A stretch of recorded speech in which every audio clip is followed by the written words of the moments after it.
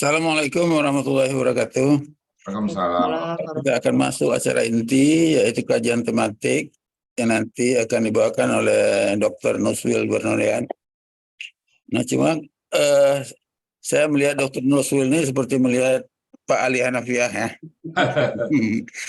Guru saya di SMA, di SMP 1 dulu ya.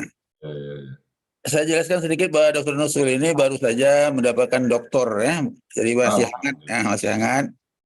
Nah, mudah-mudahan dalam 5 sampai 10 tahun paling lama sudah profesor itu ya. Amin, amin. Nah, Amin ya mari Rabbal kita Alamin. doakan semuanya. Amin, amin. Baiklah, kami beri kesempatan seluasnya Dr. Nuswil untuk menjelaskan tentang janin. Silakan Dr. Nuswil.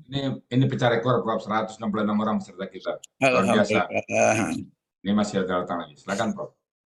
Terima kasih Prof. Heril, terima kasih Pak Ustadz. Saya ulang lagi, Assalamualaikum warahmatullahi wabarakatuh. Waalaikumsalam warahmatullahi wabarakatuh. Ya, Alhamdulillah kita bisa bertemu pada pagi ini. Izin saya akan menyampaikan presentasi mengenai janin dalam kandungan menurut pandangan Al-Quran dan kedokteran. Ini saya ubah dikit judulnya, jadi saya mengambil utuh pada Al-Quran ya, bukan agama Islam. Jadi saya tidak mengambil dari beberapa hadis. Jadi memang ada banyak hadisnya, tapi kita ambil dari Al-Quran saja. Oke. Ini sebagai awal bahwa Al-Quran adalah ya tadi katakan pedoman hidup kita gitu ya. Jadi secara bahasa diambil dari kata qoro'a atau qiraatan atau Quranan yang artinya sesuatu yang dibaca. Jadi memang ini mesti kita baca gitu ya, sesuai dengan apa namanya perintah Allah pertama kali adalah bacalah gitu ya, Iqra gitu ya. Menurut Departemen Agama RI, baca Al-Quran artinya ada bacaan mulia. Jadi kalau kita kata sebagai Al-Quranul Karim dikatakan sebagai bacaan mulia. Ya, Al-Quran adalah firman Allah yang disampaikan oleh Malaikat Jibril kepada Nabi Muhammad SAW untuk disampaikan kepada umatnya, umat Islam. Jadi kewajiban Nabi Allah untuk menyampaikan apa yang diperintahkan oleh Allah. Kemudian Al-Quran juga adalah suatu mukjizat sepanjang sejarah, sepanjang zaman. Sejak awal turunnya hingga sekarang, ya, tidak ada satupun yang mampu mendanding Al-Quran. Baik kitab apapun, ayat apapun, buku apapun, tidak ada yang mampu menandingi kemuliaan, kehebatan dari Al-Quran. Al-Quran menjelaskan banyak hal, banyak sekali jelaskan Al-Quran. Tadi Pak Ustadz sudah bilang mengenai lautan, mengenai angkasa, semuanya mengenai kehidupan, mengenai perceraian, perkawinan, bahkan salah satu adalah mengenai pembentukan manusia secara biologis. Yang ini suatu hal yang sangat-sangat di luar nalar manusia pada waktu tersebut gitu ya. Tidak mungkin mereka bagaimana tahu, maka kok bisa Muhammad bisa tahu gitu loh. Jadi ini membuktikan bahwa benar Al-Quran itu memang berasal dari sumber di luar manusia. Tidak mungkin manusia mampu membuatnya. Ya. Kemudian di dalam Al-Quran juga dijelaskan untuk apa sih manusia diciptakan. Nah, jadi dikatakan tadi Al-Quran itu menjelaskan semua hal, termasuk menyebutkan bahwa tujuan pokok manusia adalah untuk mengabdi, beribadah kepada Allah. Bagaimana Allah menjelaskan dalam Al-Quran surah Al-Zariyat ayat 56, "Wa ma khalaqtul jinna wal insa illa liya'budun." Dan aku tidak menciptakan jin dan manusia melainkan supaya mereka mengabdi kepadaku. Tidak ada tujuan lain. Jadi Allah menciptakan manusia hanya untuk kembali mengabdi kepada Allah sampai kembali pada masanya menghadap Allah. Setelah itu manusia bebas, kemudian dibebaskan mau ngapain saja kalau sudah selesai di alam dunia ini. Menurut para ulama, ibadah yang dimaksud dalam itu adalah ibadah yang menyangkut hubungan manusia dengan Allah atau makhluk vertikal maupun dengan sesamanya atau mahdoh atau hubungan horizontal. Jadi manusia itu beribadah memang ada dibilang sebagai hablum minallah dan hablum minannas. Kita sudah tahu bahwa memang ada kontak dengan manusia juga beribadah, adanya muamalah, adanya silaturahim juga adalah ibadah dan beribadah kepada Allah. Kemudian bagaimana penciptaan manusia dalam Islam? Tadi sudah dibacakan oleh Ustadz juga bahwa dalam ayat Az-Zumar ayat 6 bahwa dia menciptakan kamu dari seorang diri, kemudian dia jadikan daripadanya istrinya, dan dia menjadikan kamu 8 ekor yang berpaskan dari binatang ternak. Dia menjadikan kamu dalam berbagai kejadian demi kejadian dalam 3 kegelapan. Yang membuat demikian itu adalah Allah Tuhan kamu, Tuhan yang mempunyai kerajaan, tidak ada Tuhan selain Dia. Maka bagaimana kamu dapat dipalingkan? Ya. Ini dalam surah Az-Zumar ayat 6 yang dibacakan tadi dikatakan diciptakan dalam ilmu dalam kejadian demi kejadian dalam 3 kegelapan. Kemudian kegelapan apa yang dimaksud oleh dalam ayat ini? Kalau kita lihat baca tafsir dari maksud ayat Az-Zumar ayat 6, dalam kegelapan adalah 3 kegelapan itu adalah di dalam perut ibunya. Ya, jadi 3 kegelapan adalah pertama kegelapan di dalam perut, kedua kegelapan di dalam rahim, dan ketiga adalah kegelapan di dalam selaput yang menutup anak di dalam rahim. Dan terjemah Al-Quran ini ternyata memang benar sesuai dengan ilmu kedokteran bahwa memang seorang calon bayi, calon janin itu adalah memang ditutup oleh selaput. Jadi ada 2 lapis selaput yang menutupnya dalam ilmu kedokteran, namanya selaput amnion dan selaput korion. Dan mata janin juga dalam kondisi usia kecil dia masih tertutup. Nanti pada usia hamil besar dia baru mulai membuka matanya. Jadi memang terbukti bahwa memang apa yang dikatakan dari Az-Zumar ayat 6 ini memang terbukti dalam kedokteran memang betul. Jadi semua memang dalam 3 kegelapan. Kemudian, sebentar. Besarin sini. Besarin sebentar. Sorry. Sebentar saya stop sebentar saya ada ya. Izin sebentar saya.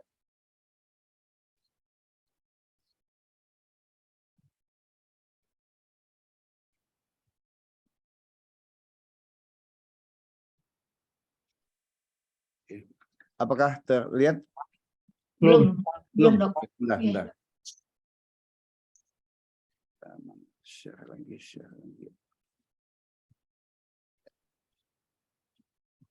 Apakah sudah terlihat? Sudah dok.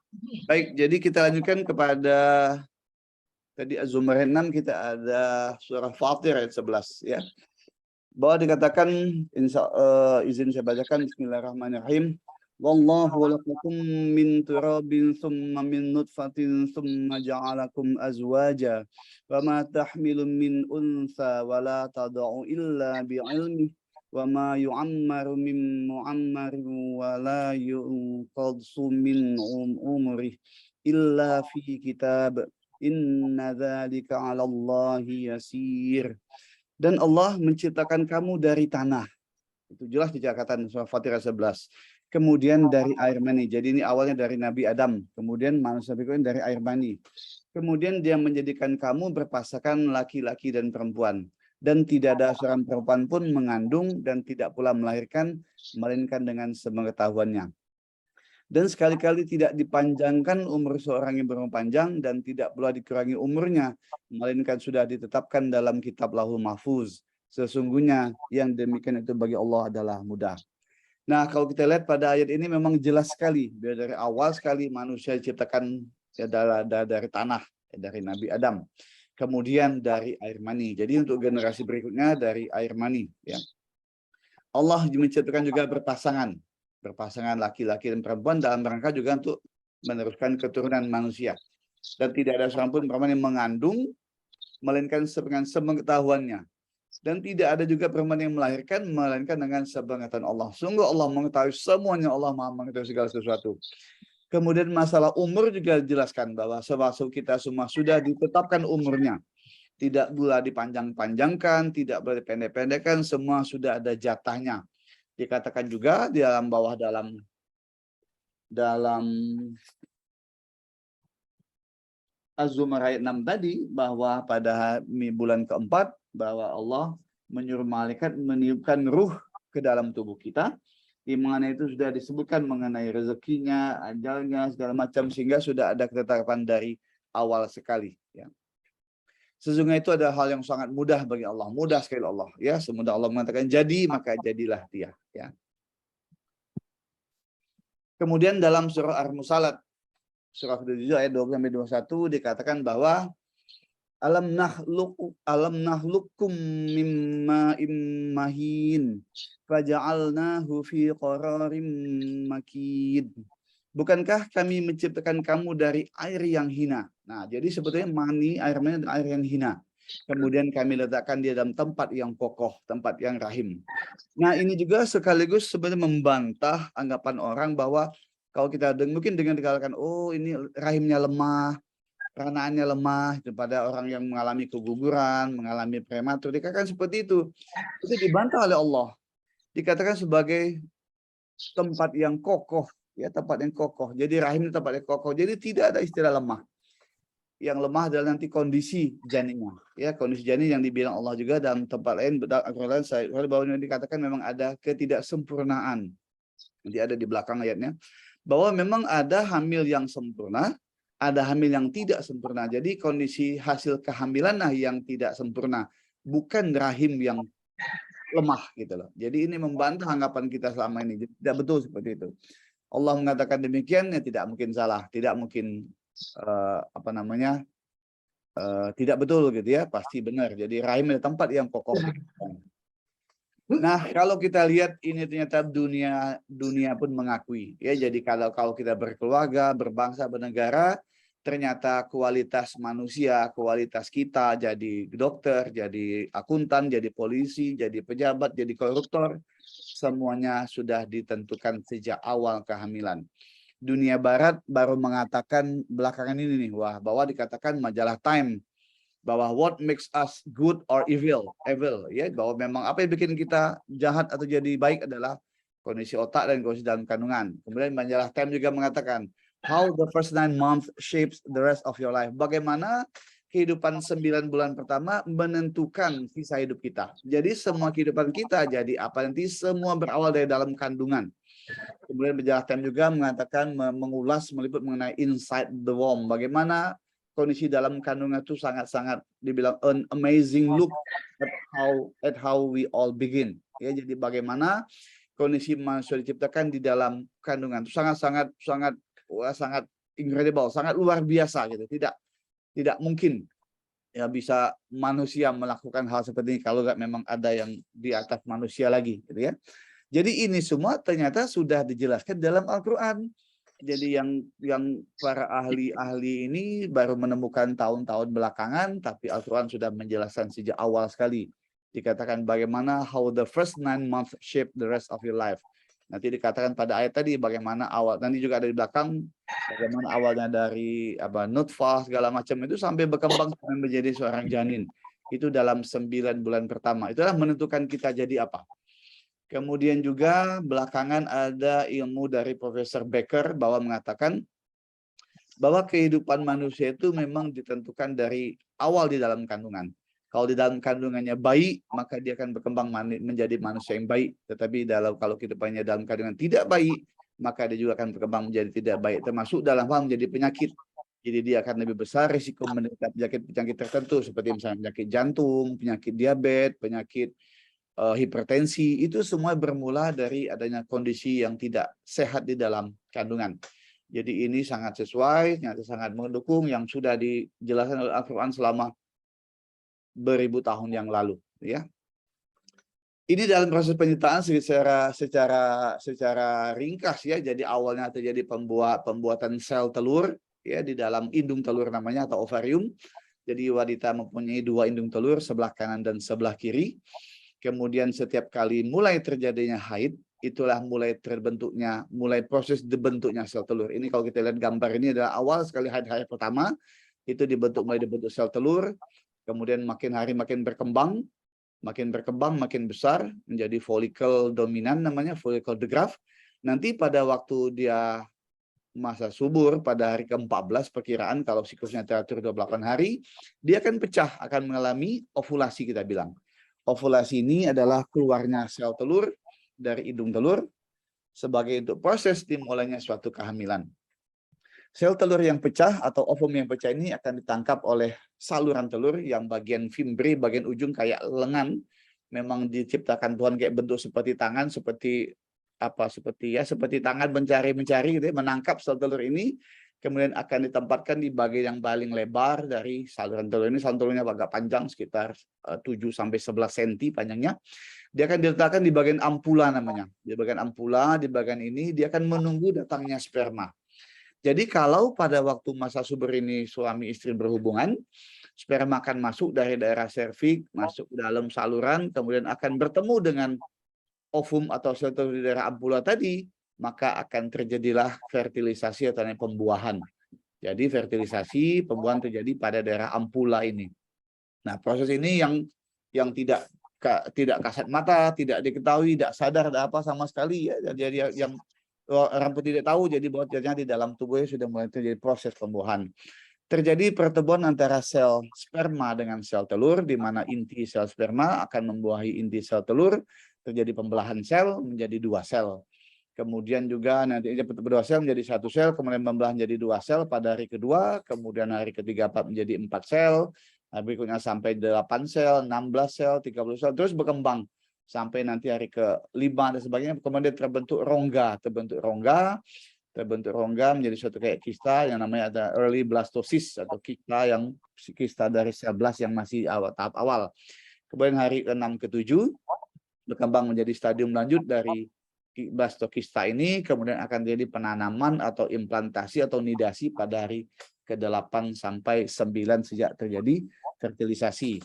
Jadi kalau kita hitung tadi pada hari ke-14 di masa subur tambah hari ke-8 sampai 9 hari dari hari ke-14 tadi, jadi kira-kira dalam minggu ketiga itu sudah mulai, minggu ketiga ke-4 sudah mulai terjadi ditanamnya di dalam rahim. Jadi proses kehamilan, penanaman sudah dimulai. Tapi dalam istilah kedokteran kita mulai kehidupan itu kita hitung sebagai mulai terjadi pembuahan, pertemuan sel sperma dan sel telur. Maka dalam sumpah dokter tersebut bahwa kita akan menghormati kehidupan itu mulai saat pembuahan. Jadi saat ini kita hitung sebagai saat pembuahan dan kita menjaga supaya hasil pembuahan ini bisa berhasil dengan baik, bisa terjadi kehamilan dengan sempurna. Ini ringkasan secara ringkas dari secara kedokteran. Kalau tadi gambaran skematis, ini kira-kira gambaran juga skematis berdasarkan gambaran asli dari fetoskopi bagaimana bentuk awal. Ini bagaimana bentuk awal sel ovum, sel telur dibuahi oleh sel sperma. Ada banyak sekali, ada jutaan sel sperma yang berusaha menembus lapisan-lapisan dari sel telur untuk bisa membuahi. Tapi hanya ada 1 yang berhasil membuahinya, ya. Kemudian juga ini ada bagaimana proses dia pembelahan sel, kemudian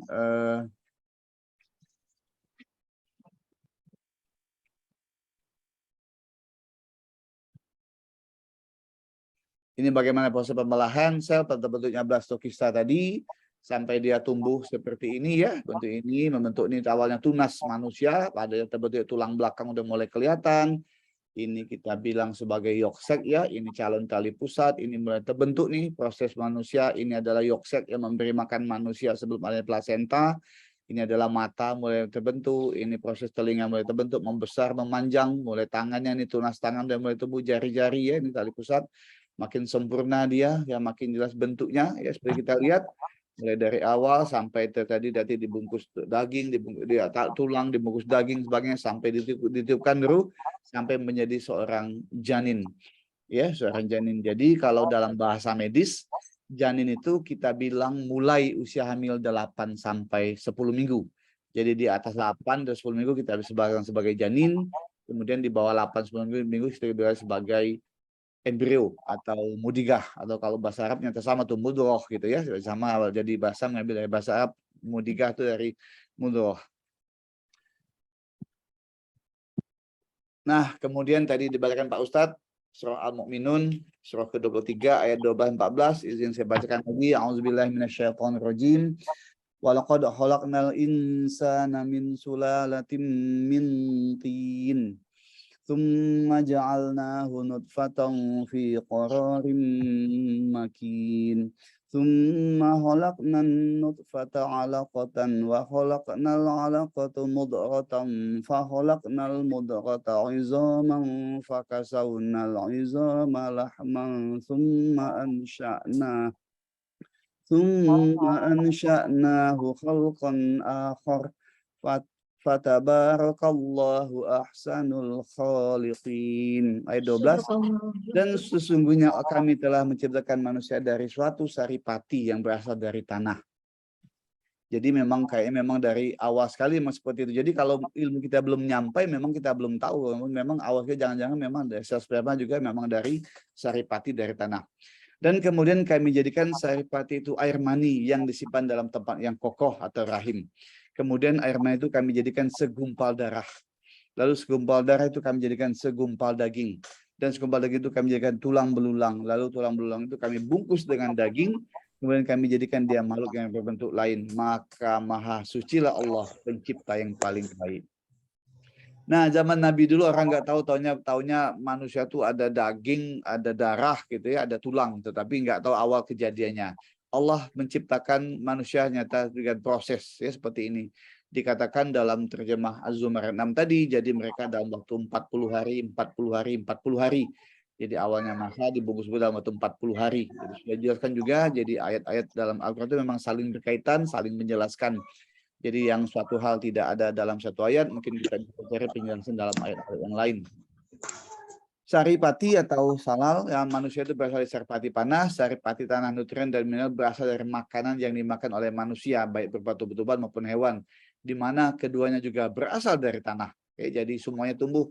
Jadi air mani dari mana awalnya? Dari makanan yang dimakan manusia. Manusia makan apa? Makan hewan, makan tumbuhan. Semuanya memang berawal dari tanah.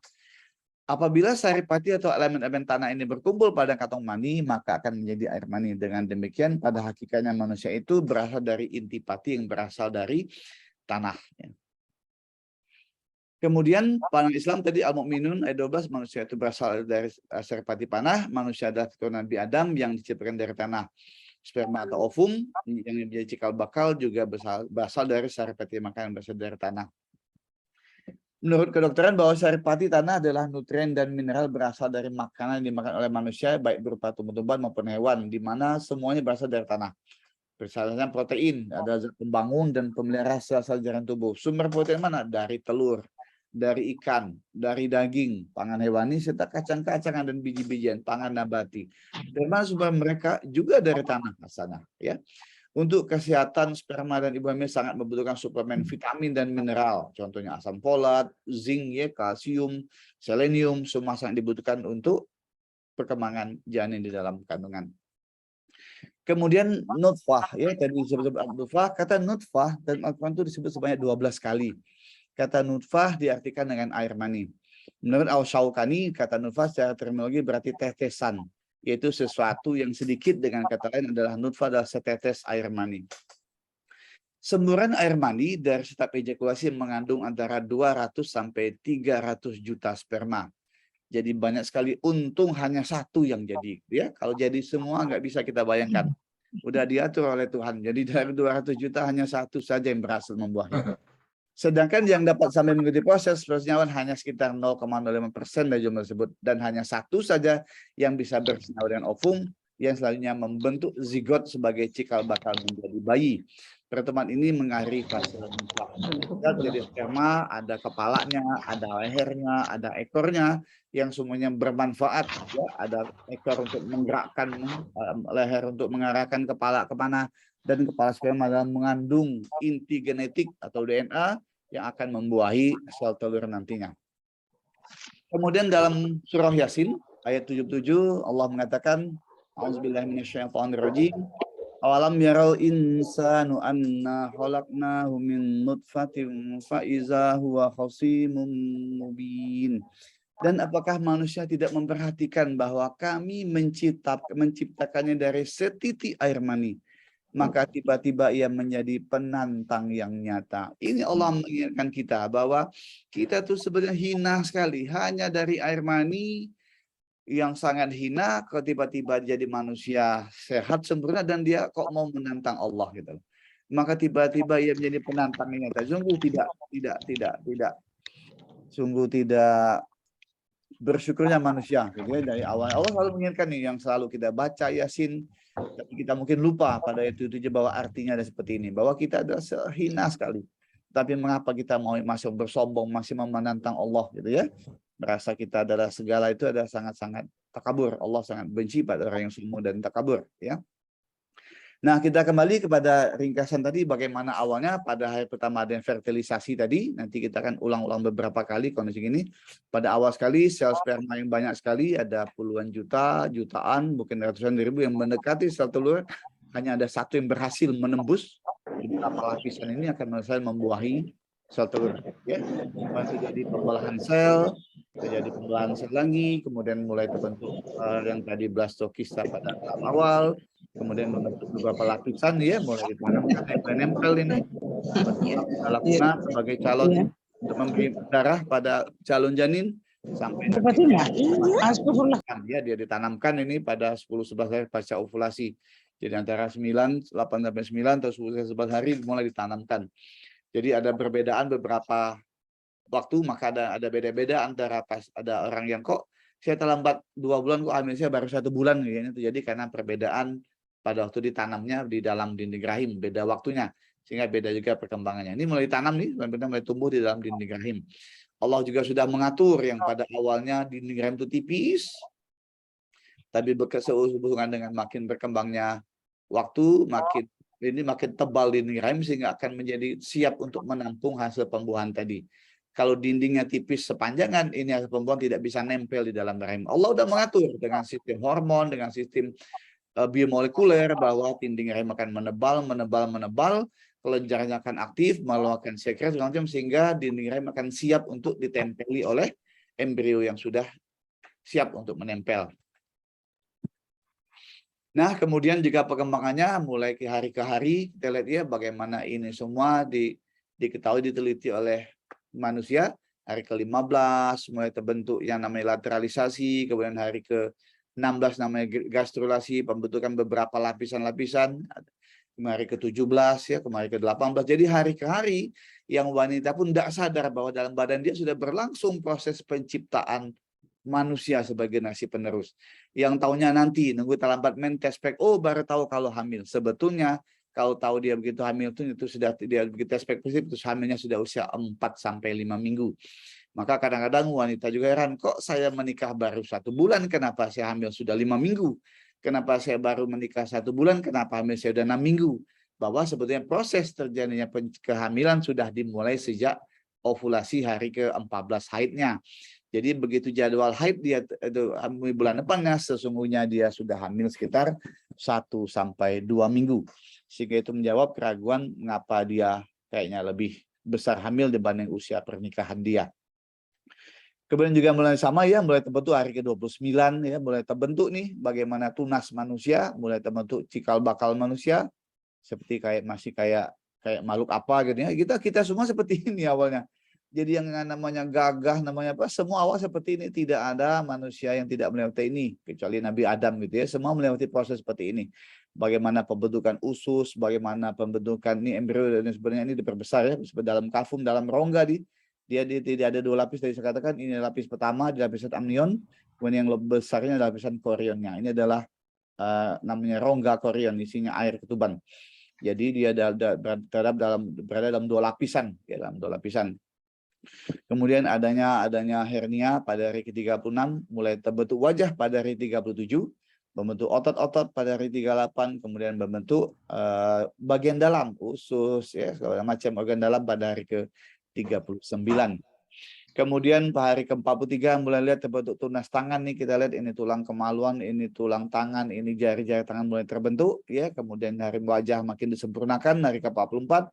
Kemudian jantung ya hari ke-40-nya pembentukan katup-katup jantung, hari ke-46 sudah lebih jelas ya, makin banyak. Kemudian kita lihat lagi bagaimana. Nah, tadi kita katakan kenapa hamil ini bisa bagus, hamil tidak bagus, dengan Allah dalam surah Ra'd ayat 8, A'udzubillahi minasyaitonirrajim. Allahu ya'lamu ma tahmilu kullu unsa wa ma taghidul arham wa ma tazdadu wa kullu syai'in 'indahu bimiqdar. Allah mengetahui apa yang dikandung oleh setiap perempuan, apa yang kurang sempurna dan apa yang bertambah dalam rahim, dan segala sesuatu ada ukuran di sisinya. Jadi dikatakan bahwa memang dalam kondisi kandungan ada yang hamilnya sempurna, ada hamil yang tidak sempurna. Kalau kita lihat bagaimana proses-proses tadi, mulai dari awal hari pertama, hari kedua, terus sampai dalam kandungan hari keberapa, 30-an, 40-an, itu bisa saja terjadi sesuatu gangguan dalam proses seperti ini. Ada gangguan baik dari dalam maupun dari luar. Gangguan dari luar misal adanya radiasi, adanya makan obat-obatan, adanya kena trauma terpukul, gangguan dari dalam misalnya penyakit ibunya sendiri, itu bisa mempengaruhi, mengganggu proses pembentukan embrio ini, pembentukan calon janin ini di dalam kandungan, ya. Di dalam kandungan. Sehingga adalah nanti kita lihat adanya cacat pada bayi lahir, adanya terjadi abortus, bayinya meninggal dalam kandungan, itu semua sudah dikatakan Allah bahwa Allah mengetahui apa yang sempurna, ada yang tidak sempurna, apa yang bertambah, semua sudah diatur oleh Allah. Jadi sebenarnya memang kondisi-kondisi yang namanya keguguran, bayi meninggal dalam kandungan itu sudah ada ketentuan dari Allah. Jadi kita lihat memang wanita pasien kita bersedih keguguran, bayinya meninggal di dalam, sesungguhnya kalau dia bisa mengerti makna ayat ini bahwa memang itu adalah sudah ketentuan Allah. Memang dia tidak sempurna. Justru kalau dia berkembang lebih lanjut, dia akan lebih berat lagi ketidaksempurnaan, makin besar cacat pada janinnya. Sehingga kegagalan hamil pada usia awal-awal hamil sesungguhnya disebabkan oleh memang tidak sempurnanya janin tersebut. Memang dia ada cacat, ada berat, ada kelainan sehingga dia tidak bisa bertahan hidup. Dia tidak sempurna dari kata Allah. Bukan karena lemah rahimnya. Dia keguguran bukan karena rahimnya lemah. Yang kita masih dengar, kenapa Bu keguguran? Iya Dok, rahimnya lemah. Berapa kali keguguran? 3 kali. Kenapa? Rahimnya lemah. Tidak. Ya Allah katakan bahwa rahim itu tempat yang kokoh. Yang terjadi adalah memang kualitas kehamilannya mengalami gangguan yang memang Allah sudah bilang tidak sempurna pada saat proses pembuatan di dalam kandungan. Ini telah medis tadi kita katakan bahwa pada awal sekali dikatakan bahwa ini sama, ada 200 juta sampai 300 juta. Kemudian agar dapat berkembang biak perlu sel sperma, kita sudah tahu akan bertemu pada rahim, ya. Dikatakan ya nutfah adalah sperma laki-laki dan sel sperma yang telah bertemu. Air yang hina dikatakan dalam as-sajadah, as-fatir dikatakan yurjasi al-mursalat, ya.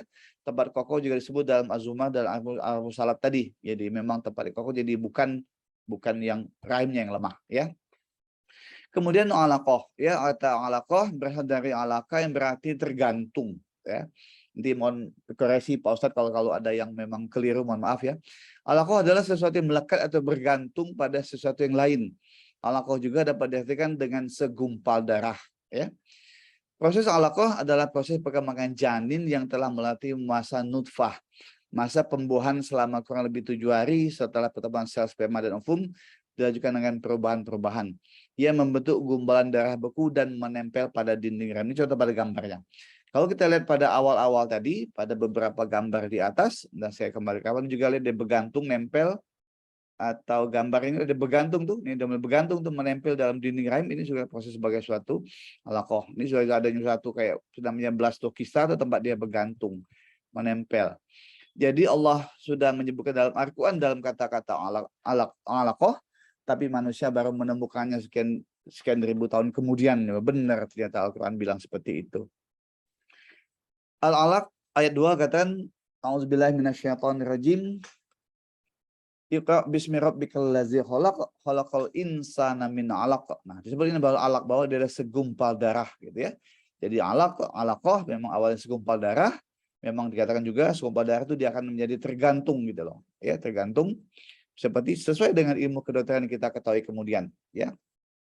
Dikatakan pada hari keempat hasil konsepsi mencapai stadium blastula yang disebut dengan blastokis yang tadi kan depan akan bentuk-bentuk terjadi transforblast dan massa inner cell. Blastokis akan berkembang berimplantasi ke dinding rahim, proses disebut nidasi atau nempel ya. Nempel ini dia sebagai sesuatu yang alaqah ya.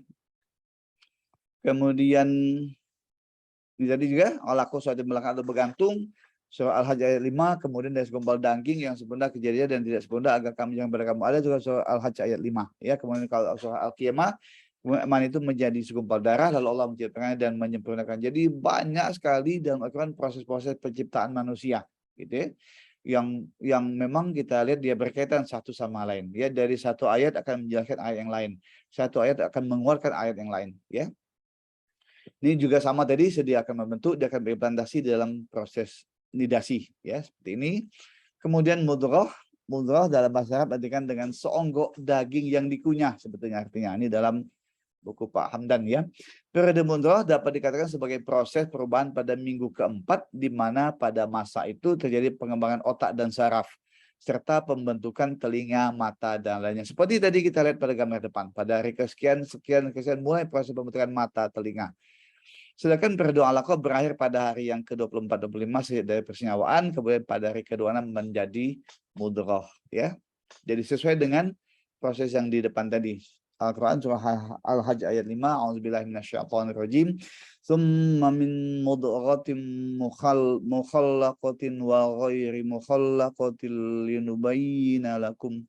Kemudian dari segumpal daging yang sempurna kejadiannya dan yang tidak sempurna agar kami jelaskan kepada kamu. Nah, jadi dari awalnya segumpal darah, segumpal daging, ada yang sempurna, ada yang tidak sempurna. Jadi kalau kita melihat ini kondisi kita akan benar memang kalau hamil kita tidak berkembang baik atau ini kita termasuk yang tidak sempurna. Allah udah jelaskan. Artinya ini kita bisa pakai kepada pasien-pasien kita yang mengalami keguguran, yang mengalami kegagalan hamil, mengalami hamil luar kandungan, mengalami hamil yang meninggal di dalam, mengalami kehamilan kosong, mengalami kehamilan anggur. Kita lihat bahwa memang benar, memang ada sebagian yang tidak sempurna. Allah udah jelaskan. Jadi makin cocok, makin nyambung dengan ilmu kedokteran, dengan apa yang sudah Allah sampaikan di dalam Al-Quran. Mudghah yang mempunyai arti segumpal daging merupakan fase yang mana berbentuk lengkung dengan penambahan gelembung-gelembung serta alur-alur. Alur ini adalah proses pembentukan tulang belakang.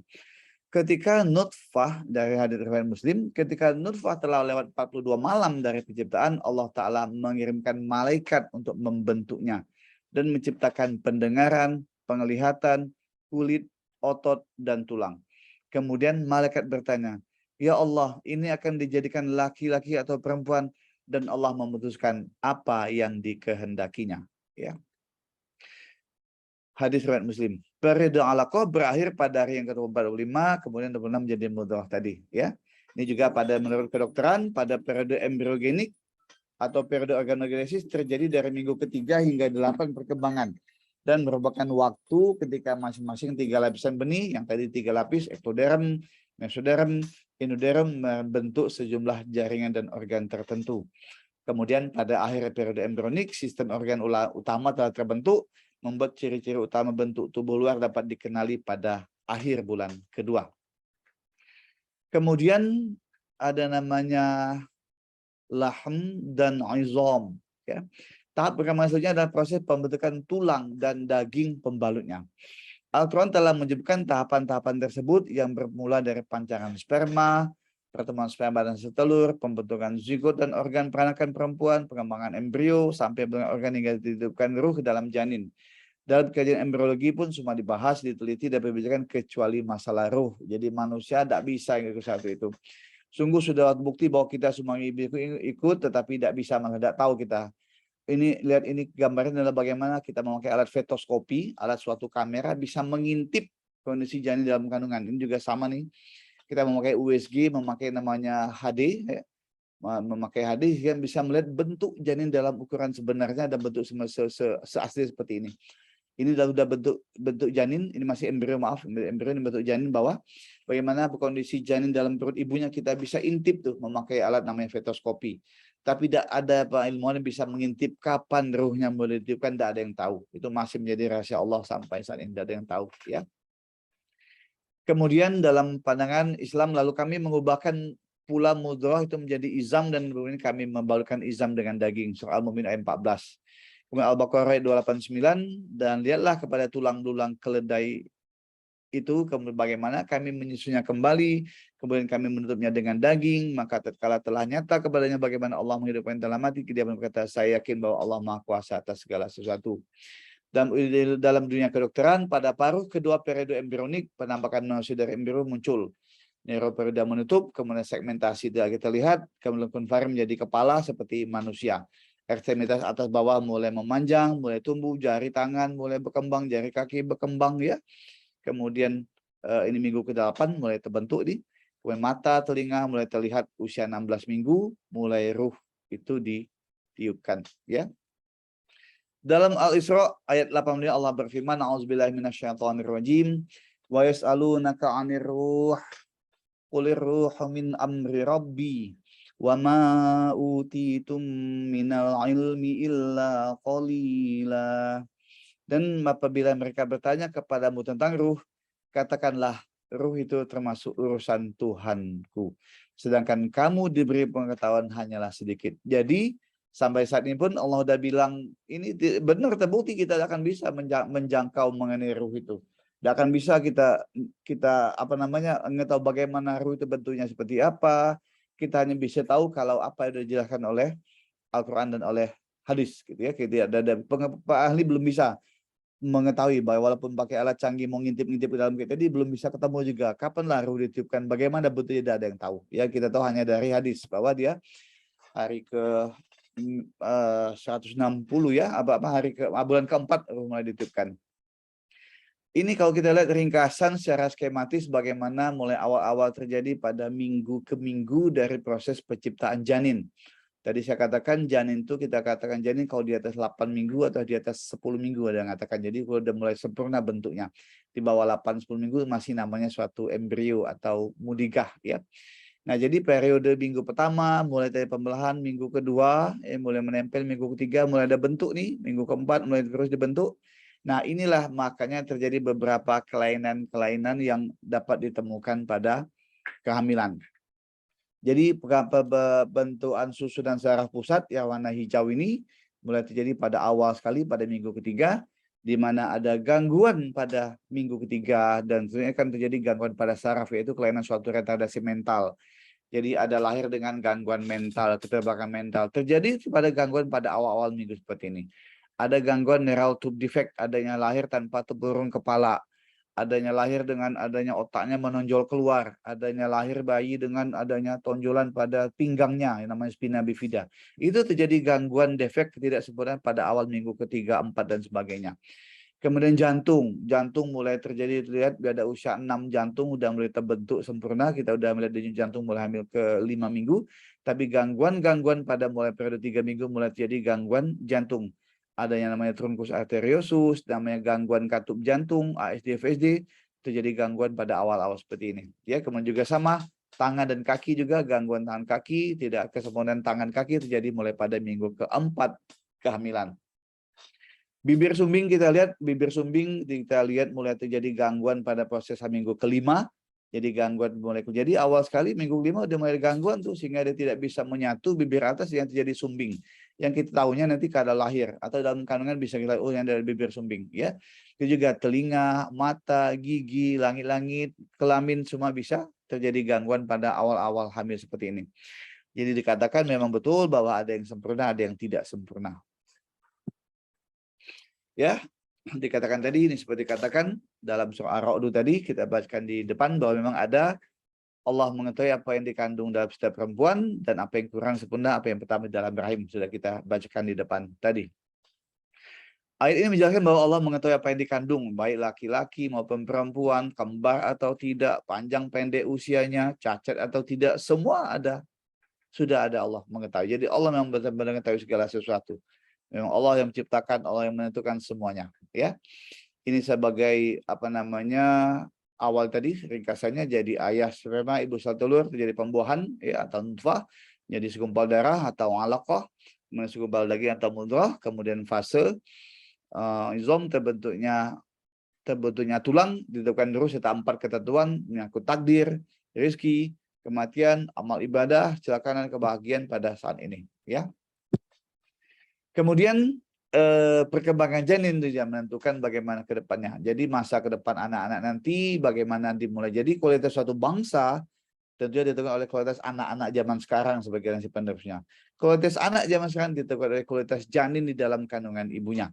Jadi kalau kualitas janinnya bagus, anak akan bagus, bangsa juga akan bagus. Ya, dikatakan bahwa kalau anak-anaknya mengalami gangguan pertumbuhan, maka bangsa itu akan terjebak dalam suatu kemiskinan. Jadi kualitas anak-anaknya jelek, otomatis nanti kualitas masa depan bangsa itu akan jelek. Jadi kita fokus memang pada bagaimana memperbaiki kualitas anak bangsa tidak dimulai sejak SD, tidak mulai sejak kuliah, tidak mulai sejak TK, tapi dimulai awal sekali sejak dalam kandungan. Kapan dalam kandungan? Sejak awal sekali sebelum sperma bertemu sel telur. Artinya memang kita mesti perbaiki kualitas ayah, kita perbaiki kualitas ibu dengan konsumsi gizi yang bagus, dengan makanan yang halal, sehingga akan menciptakan kualitas sperma yang bagus, kualitas sel telur yang bagus, sehingga akan menghasilkan hasil nutfah yang bagus, akan menghasilkan alaqah yang bagus, akan menghasilkan sampai proses awal bagus, sehingga menciptakan hamil yang bagus.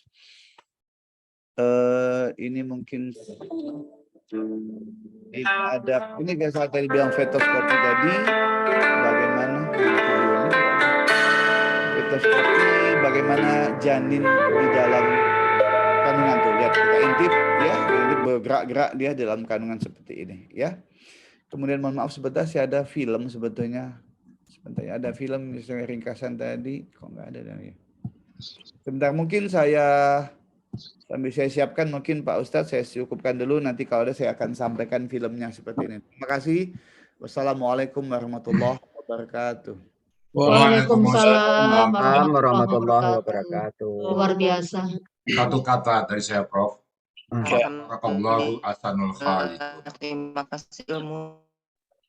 Fabi'ayyi ala'i rabbikum tukadziban. Nikmat mana lagi yang kamu ustazkan? Silakan, Prof.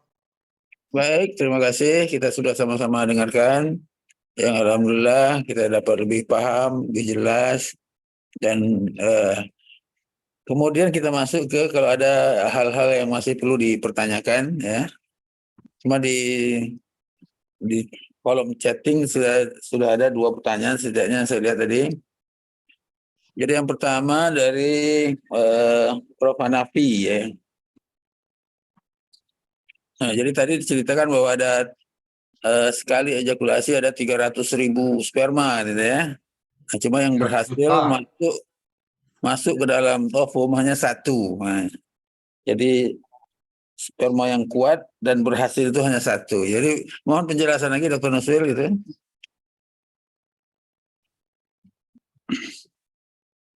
Ya, baik Prof. Hairil, terima kasih atas pertanyaannya. Jadi memang betul bahwa dalam 1 kali ejakulasi itu ada beberapa semburan, ada beberapa cc sel sperma. Dalam 1 cc sperma itu ada beberapa juta sel sperma gitu ya. Jadi kalau kita melakukan proses inseminasi yang kita lakukan pada pasien-pasien yang mau hamil, itu sperma kita pilih, kita cuci, kita ambil yang terbaik, ya kemudian kita masukkan yang terbaik itu ke dalam rahim ibunya. Itu kita masukkan sekitar 1 cc air mani. Nah, dalam 1 cc air mani itu ada mengandung bisa 2 juta, bisa 4 juta, bisa 6 juta, tergantung kualitas spermanya. Bisa juga ada mengandung hanya misal di bawah 1 juta sperma, itu 1 cc. Jadi kita tahu dalam ejakulasi itu bisa beberapa cc sperma, bisa 2 cc, 4 cc, 5 cc, bisa banyak sekali air mani keluar itu ya. Bisa tergantung bisa tergantung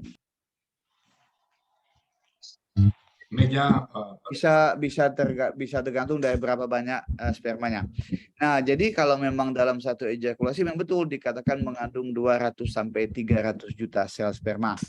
Nah, kemana sel sperma sebanyak itu? Saya bilang tadi, untung yang jadi cuma 1. Kalau jadi semuanya gimana perut ibu itu besar, ya?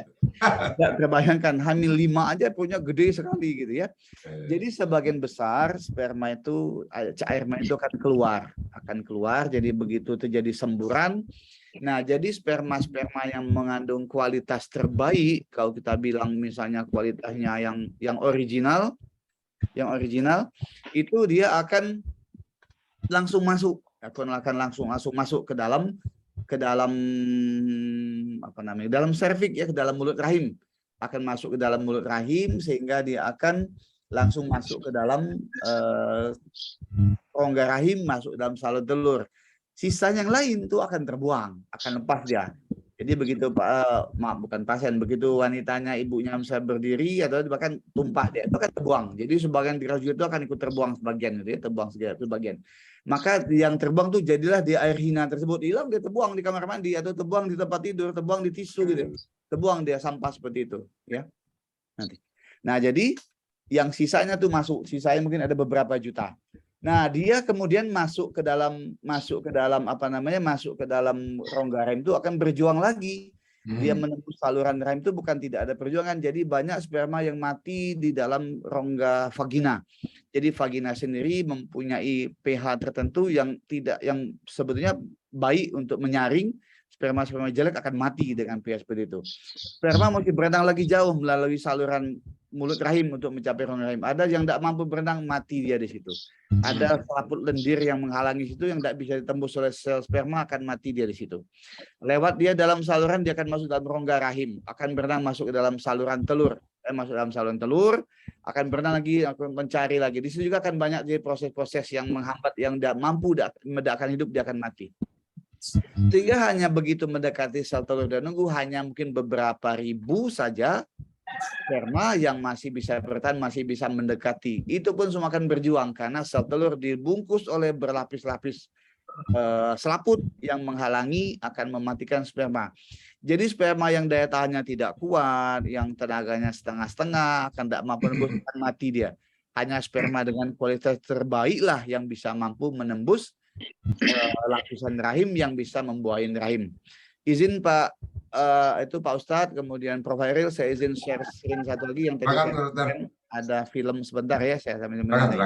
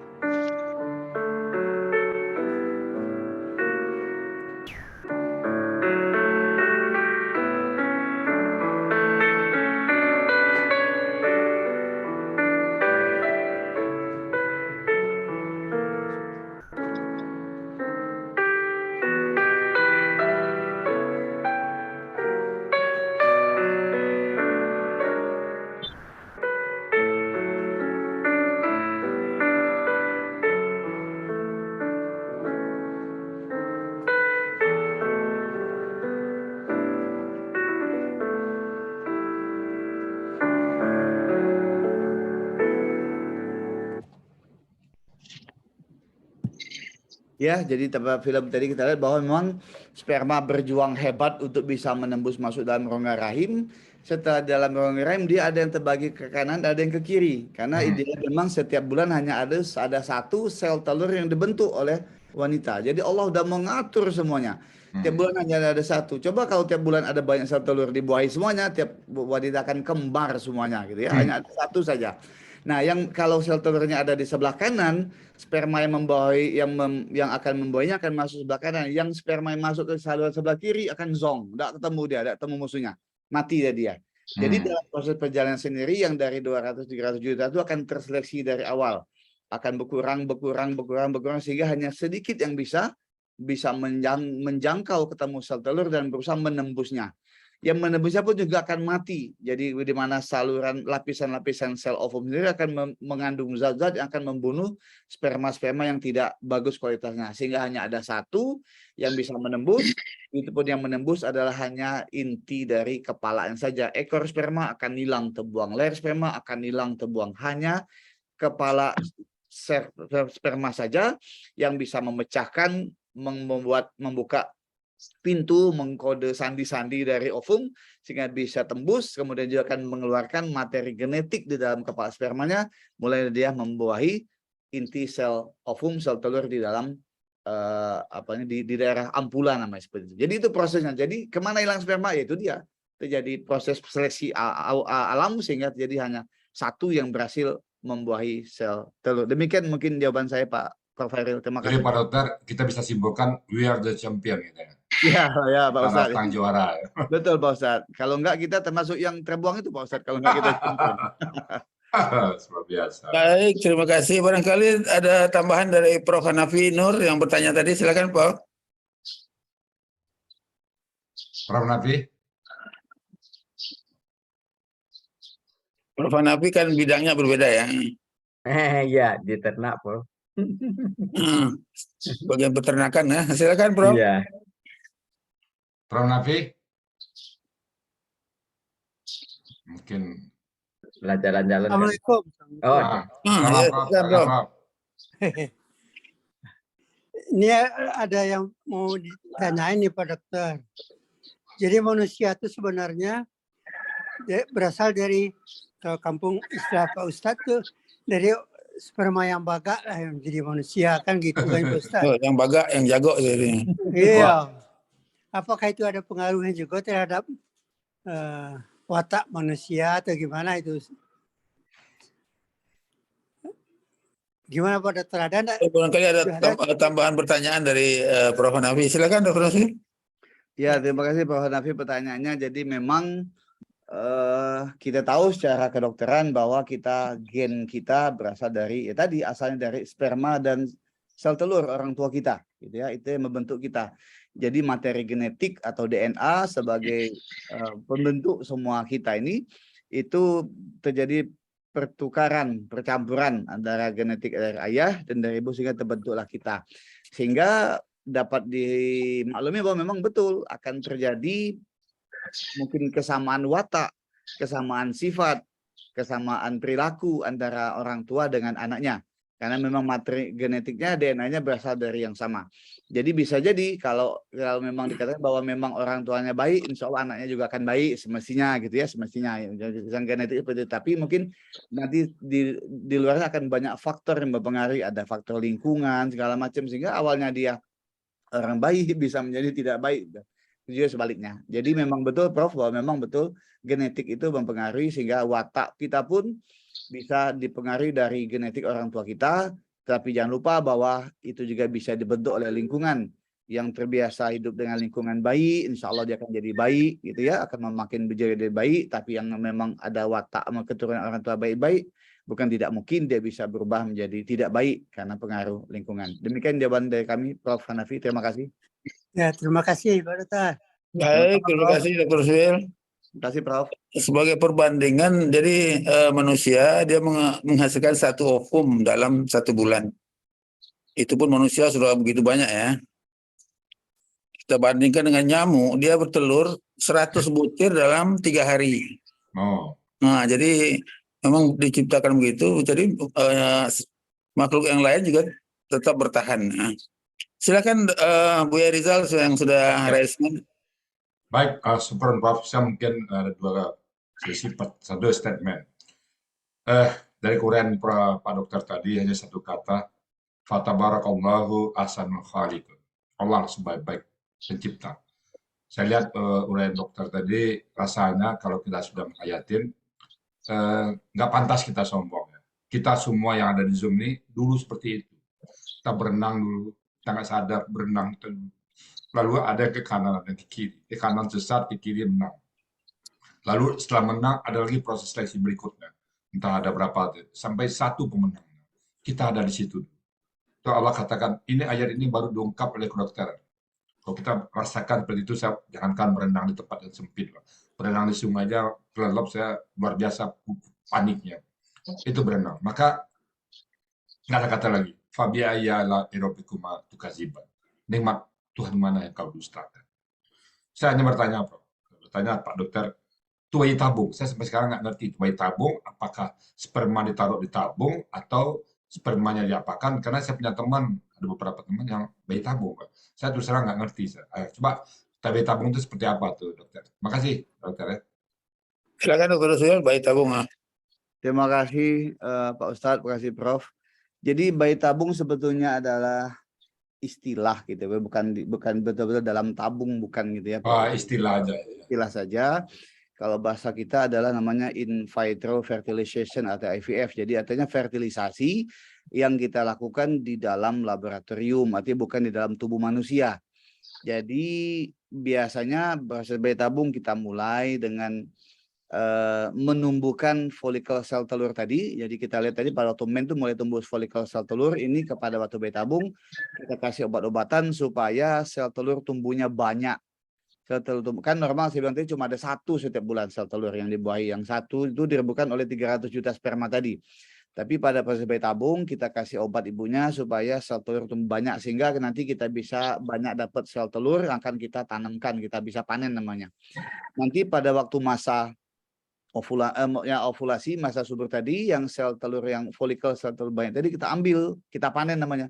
Kita ambil dapat 40, dapat 30, dapat 10 kita ambil, kemudian kita akan disimpan dalam suhu khusus sehingga dia bisa bertahan.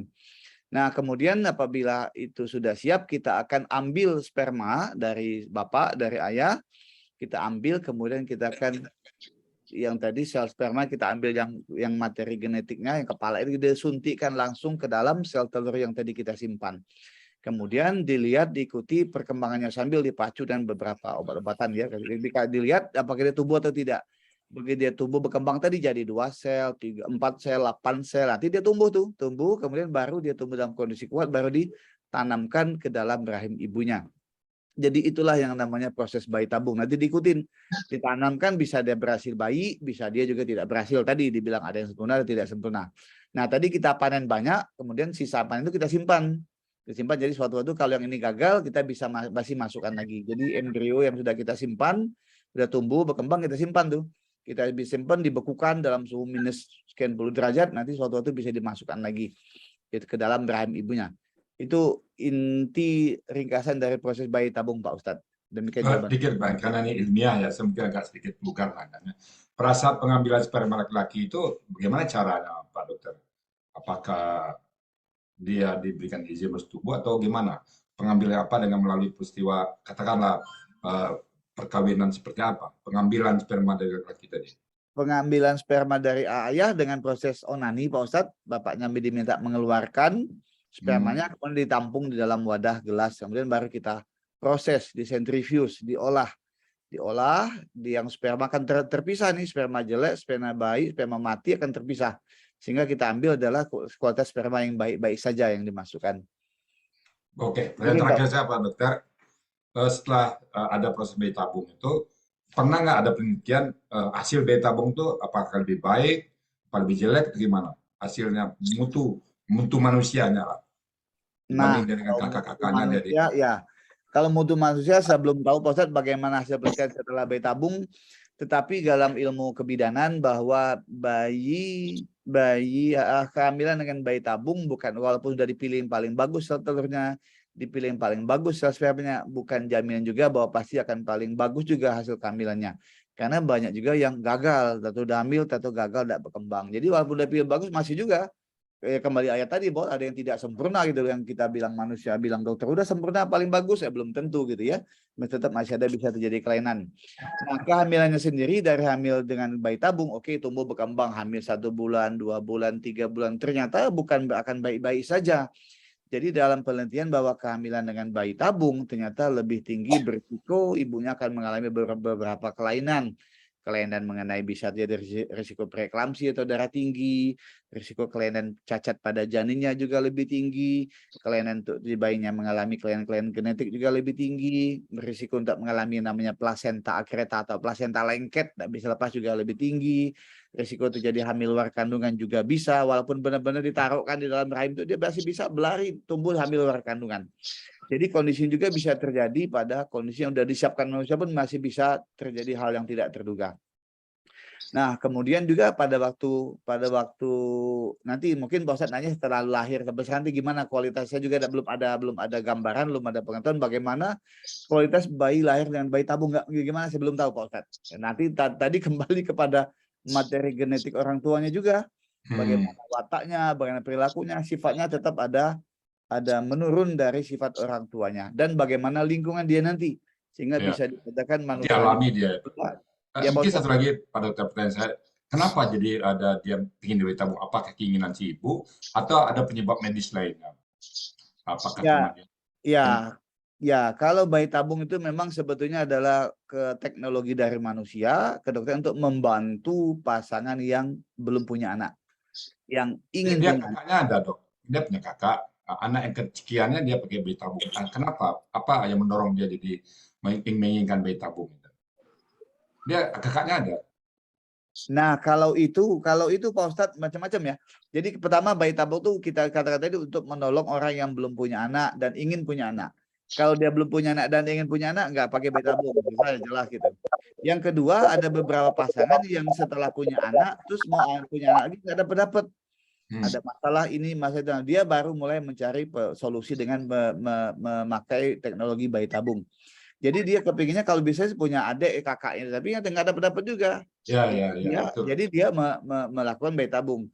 Nah, kalau tadi mungkin Pak Ustadz masuk dia memang sudah punya anak normal, lahir normal muda, tapi kepengen mau nambah anak lagi dengan teknologi bayi tabung, itu sudah di luar dari indikasi untuk pemakaian bayi tabung. Nanti dia memang cuma mau coba-coba aja, mau apa, mungkin tujuannya mau menciptakan generasi anak, tapi itu belum tentu. Saya bilang bahwa memang ternyata dengan bayi tabung itu tidak ada jaminan bahwa kualitasnya pasti akan bagus.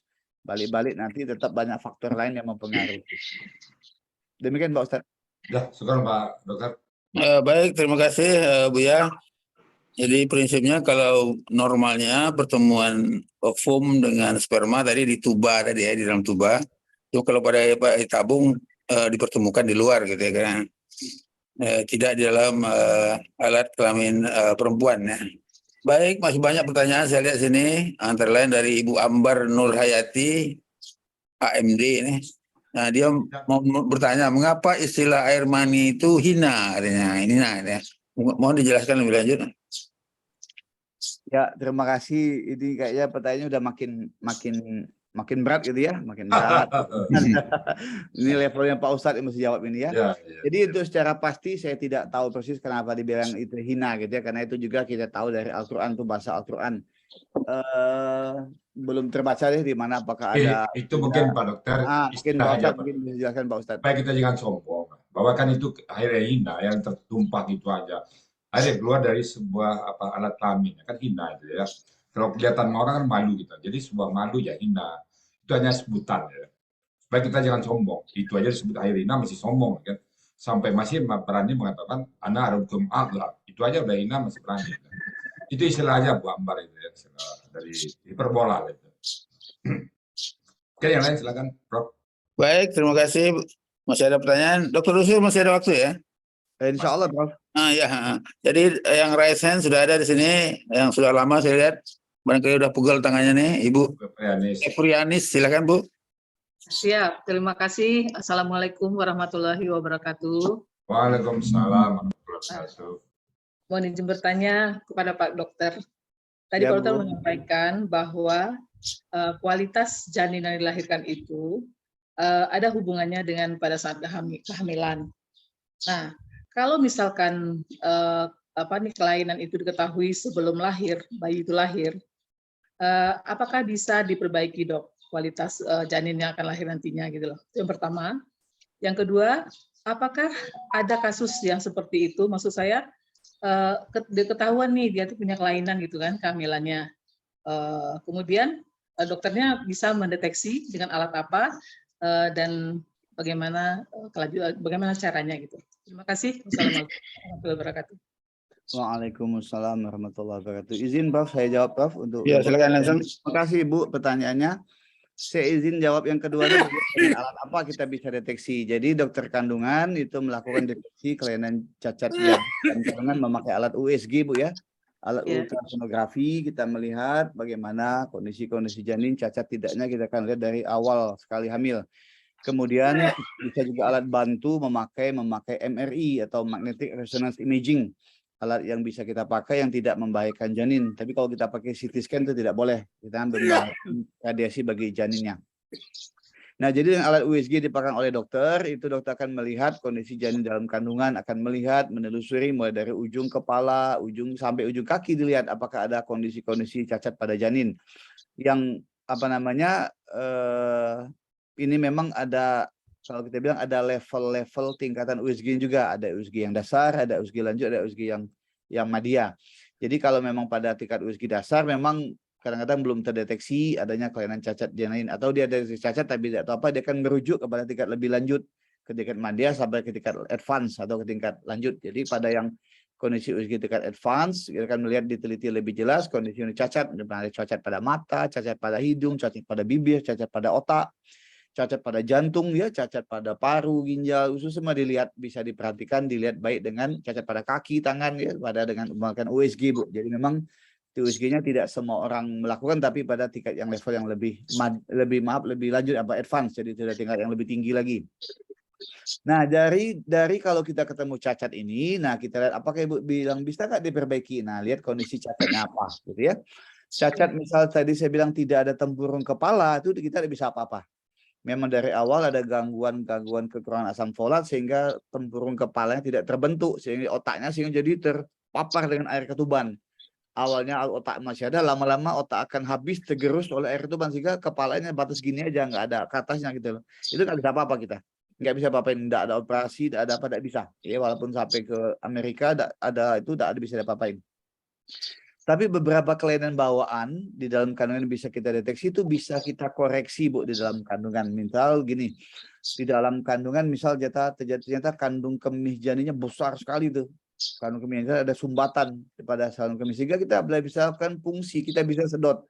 Dengan pandangan USG, kita masukkan jarum, kita tusuk perut janin, kita sedot air kencing yang berlebih itu. Sehingga dia akan mengempes, sehingga dia akan lebih enak.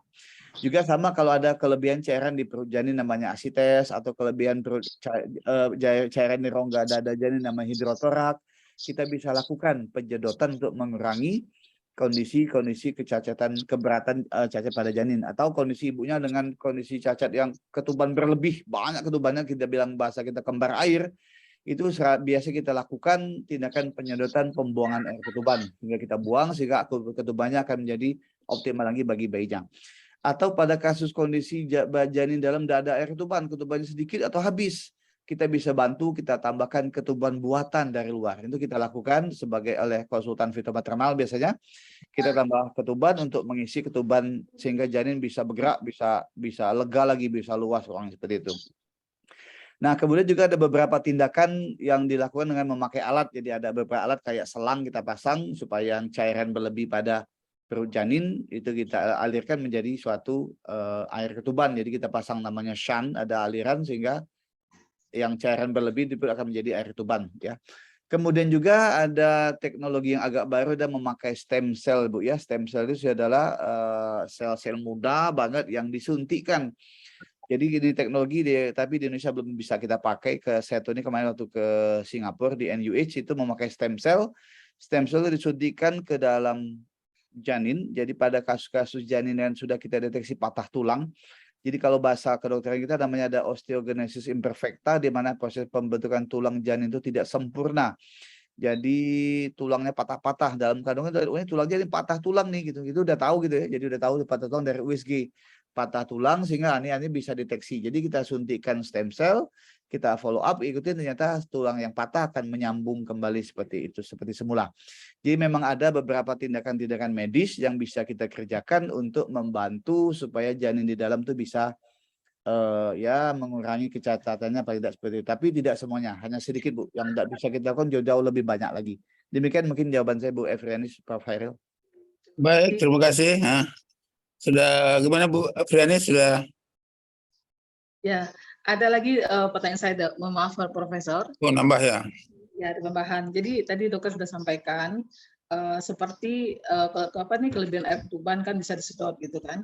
Nah, maksud saya itu yang pulang juga ya sudah disampaikan.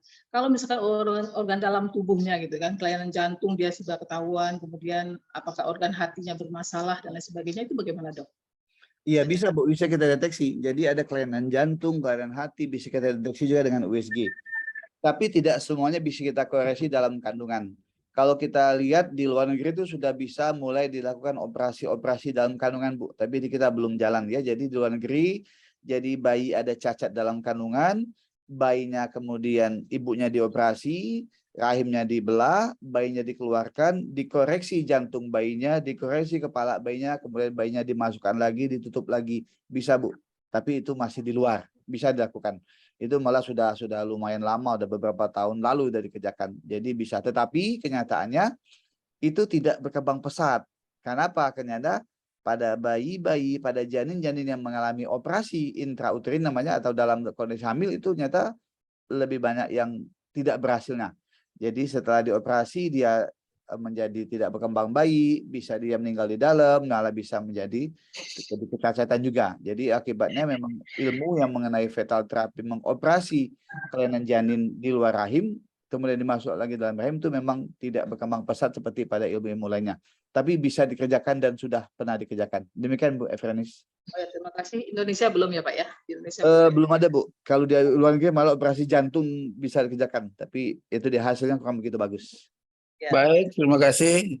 Saya lihat masih ada pertanyaan di chatting ini ya. Dari Ibu Yufi Muzar. Dia ingin mengetahui apakah gangguan emosi ibu dalam awal kehamilan jika termasuk di dalam gangguan awal pembentukan janin. Apakah hormon yang berperan dalam emosi ibu? Demikian, silakan Dr. Nusul. Ya, terima kasih atas pertanyaan Bu. Makasih Prof. Hairil. Jadi memang betul bahwa kita tuh manusia dibentuk Tuhan itu lengkap ya. Ada fisik, ada mental ya, ada emosi juga, ada spiritualnya juga. Jadi semua berpengaruh pada kehamilan ya. Jadi berpengaruh. Jadi kondisi ibu yang labil, emosi yang tidak baik, sedih terus, kemudian marah terus juga berpengaruh kepada kondisi di janin ya. Kita sudah tahu sendiri bagaimana dampak, bagaimana peran dari bacaan Al-Quran yang dibacakan oleh ibunya atau ibunya mendengarkan murotal pada saat hamil itu sangat berpengaruh pada kondisi janinnya. Jadi kondisi psikis, kejiwaan, emosi sangat berpengaruh. Ada penelitian dokter SPOG di Surabaya, teman kami meneliti nih. Jadi kalau dulu dikatakan kalau ilmu dari barat nih dengarkan musik klasik katanya nanti bayi jadi pintar, cerdas segala macam gitu ya. Katanya seperti itu. Nah, kita secara umat Islam kita memilih kenapa tidak kita pilihkan bacaan murotal saja. Jadi diteliti dibandingkan ada beberapa bacaan yang didengarkan kepada ibu hamil untuk janinnya dalam kandungan. Nah, ternyata bacaan murotal yang berirama dengan berlagu itu sangat lebih diikuti ke depannya itu jauh lebih bagus bagi bayinya. Bayinya menjadi tenang, menjadi halus perilakunya dibanding bacaan Al-Quran yang biasa saja tanpa irama, tanpa lagu. Itu jadi lebih bagus kalau kita dengarkan dengan bacaan murotal yang ada lagunya. Jadi lebih bagus dibanding hanya datar saja. Kemudian bacaan musik diteliti juga, suara musik dibandingkan juga antara musik klasik, musik dangdut dengan musik rock dibandingkan. Diikuti, saya nggak tahu ini penelitian teman di Surabaya gitu ya. Jadi kalau musik klasik udah tahu bahwa katakan kalau bayinya janinnya sering dengan musik klasik dalam perut ibunya dia akan jadi lebih lembut segala macam. Nah, pada kondisi ibu hamil yang banyak mendengar musik rock, banyak mendengar musik dangdut, ternyata bayinya, anaknya ternyata lebih banyak menjadi tingkah lakunya menjadi lebih nakal, memberontak gitu ya. Itu diikuti teman sejawat di Surabaya. Jadi saya belum membaca persis makalahnya tapi dia menyampaikan seperti itu. Jadi memang betul bahwa kondisi psikis ibunya, jadi ibunya kan kalau kita dengar murotal kan kita tenang, kita menikmati, kita menyimak, otomatis emosi kita, jiwa kita juga akan tenang gitu loh. Akan tenang sehingga akan membangkitkan ketenangan di dalam jiwa kita. Ini juga mempunyai pengaruh baik bagi janin di dalam kandungan. Jadi jawabannya betul Bu. Jadi emosi ibu sangat berperan dalam mempengaruhi perkembangan kualitas janin di dalam kandungan. Demikian Prof. Hairil, demikian Ibu. Baik, terima kasih. Saya lihat masih ada. Boleh nambah, Prof? Nambah ya. Tabu, silakan Bu. Iya, ini enggak maksud saya itu memang hormonal berpengaruh gitu. Tapi yang saya ingin tanyakan kebanyakan ibu-ibu yang baru-baru hamil gitu ya, dokter, yang anak pertama. Kadang-kadang nggak sadar kalau dia tuh hamil. Tahu-tahu dia melihat suami senyum pun merasa, kenapa begitu gitu. Padahal dia sebetulnya dia merasa badan saya rasanya nggak ada sesuatu, tapi dia tidak menyadari bahwa dia sedang hamil, tidak kepikiran bahwa itu lagi hamil. Tahu-tahu ada kondisi, apakah sebetulnya dalam kondisi normal sebelumnya dia bukan orang yang mudah baperan gitu kan, tapi mendadak dia jadi Ngidam itu ngidam. bermasalah seperti itu gitu. Jadi apakah sebetulnya dari dalam tubuh itu sudah ada yang membentuk kondisi emosi, ataukah itu ada dari luar pengaruhnya begitu? Padahal ini kan suaminya cuma tersenyum, tapi dia merasa kesel aja gitu. Nah, gitu dokter, terima kasih. Silakan. Terima kasih Bu. Jadi betul sekali bahwa namanya hamil, kita lihat tadi bagaimana sperma tumpah kemudian masuk berjuang ke dalam pembuahan itu pasti namanya bagaimana sperma bisa tumbuh membuat telur yang baik kalau tidak disiapkan oleh tubuh ya. Jadi Allah sudah mengatur supaya tubuh juga menyiapkan supaya hamilnya berlangsung dengan baik. Bagaimana Allah mengaturnya dengan perubahan-perubahan pada hormon di dalam tubuh. Nah, perubahan hormon ini juga akan menyebabkan perubahan-perubahan pada mood, pada emosi, pada kejiwaan ibu. Jadi memang betul, ibu hamil bawaannya mudah baperan, mudah tersinggung, mudah emosi. Ya, itu juga kita tahu bahwa kalau memang kita udah memahami, kita bisa memaklumi. Jadi suaminya maklum, oh istriku ini kayaknya lagi hamil, gak lebih siap-siap. Banyak juga pasien datang ke saya begitu. Ternyata dia tahu hamil, udah ternyata moodnya berubah. Ternyata, oh dia tes itu dia hamil gitu loh. Dia nggak sadar. Setelah tahu kata suami jangan, kamu ini hamil kok jadi mudah marah begini, mudah merajuk begini. Aja gitu. Memang betul karena perubahan hormon yang mengatur semua sehingga dia terjadi perubahan pada emosi. Nah tadi saya bilang kalau dia mengerti, kalau dia memahami bagaimana tadi proses penciptaan, bagaimana proses hamil itu yang rumit banget, tidak mampu kita, rumit sekali. Insya Allah dia akan menyadari, oh dia hamil, dia akan sedang mendapat amanah dari Allah untuk mengandung seorang bayi sebetulnya. Jadi mungkin walaupun moodnya memang bawaan mau marah, kalau dia kembali pada istighfar, kembali kepada mengucap segala macam kalimat-kalimat thayyibah, insya Allah dia akan menjadi moodnya akan juga membaik.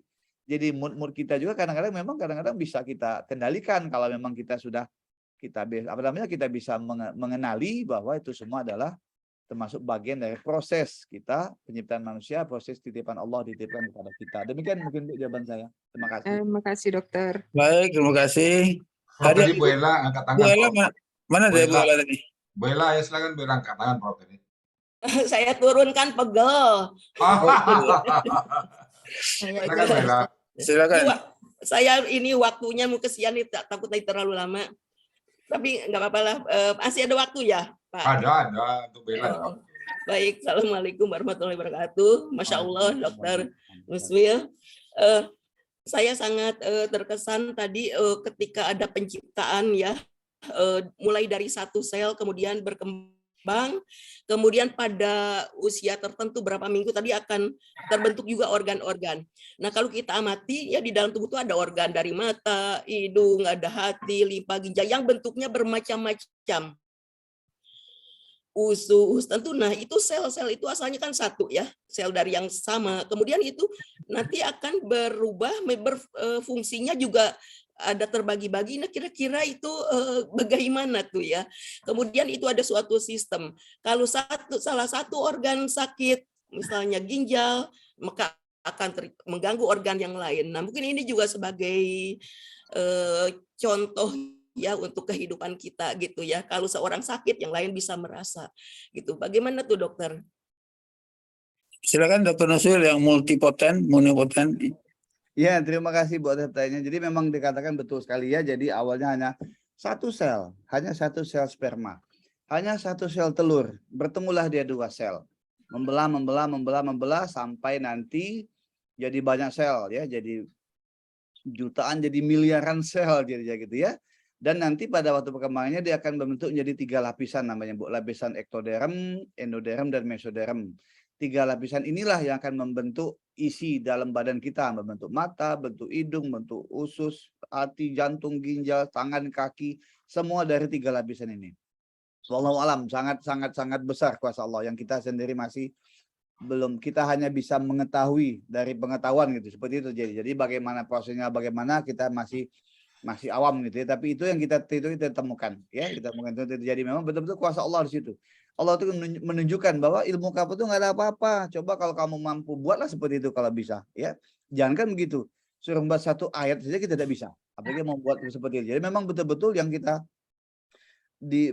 sangat layak kalau kita tidak mungkin kita mau sombong mau apa kita dari awal seperti itu ya. Jadi untuk proses pembentukannya itu memang terpisah, makin hari ke hari mulai bentuk mata, bentuk telinga itu semua sudah seperti jalan sendiri kalau dibilang oleh orang barat, tapi itu semuanya Allah yang mengatur. Allah mengatur hari yang kesekian bentuk mata terbentuk, hari kesekian hidung terbentuk, hari kesekian mulut terbentuk. Ya, kemudian hari kesekian jantung terbentuk. Udah Allah atur semua seperti itu. Jadi hari ke hari yang wanita pun tidak sadar dia hamil, dia mulai terbentuk, mulai bentuk mata, bentuk gigi, bentuk kaki, bentuk usus, bentuk hati, limpa, ginjal terbentuk semuanya. Yang semuanya tanpa disadari oleh wanita tersebut. Ternyata sudah berlangsung, sudah jadi sedemikian rupa. Dan semua itu adalah ilmu Allah yang tidak mampu kita menjangkaunya. Kita hanya bisa membaca, melihat ilmu Allah itu seperti ini, tapi kita tidak mampu bagaimana menjelaskan secara rinci. Jadi dalam bahasa kedokteran memang ada beberapa hal seperti itu, tapi tidak mungkin kita jelaskan di sini, ya.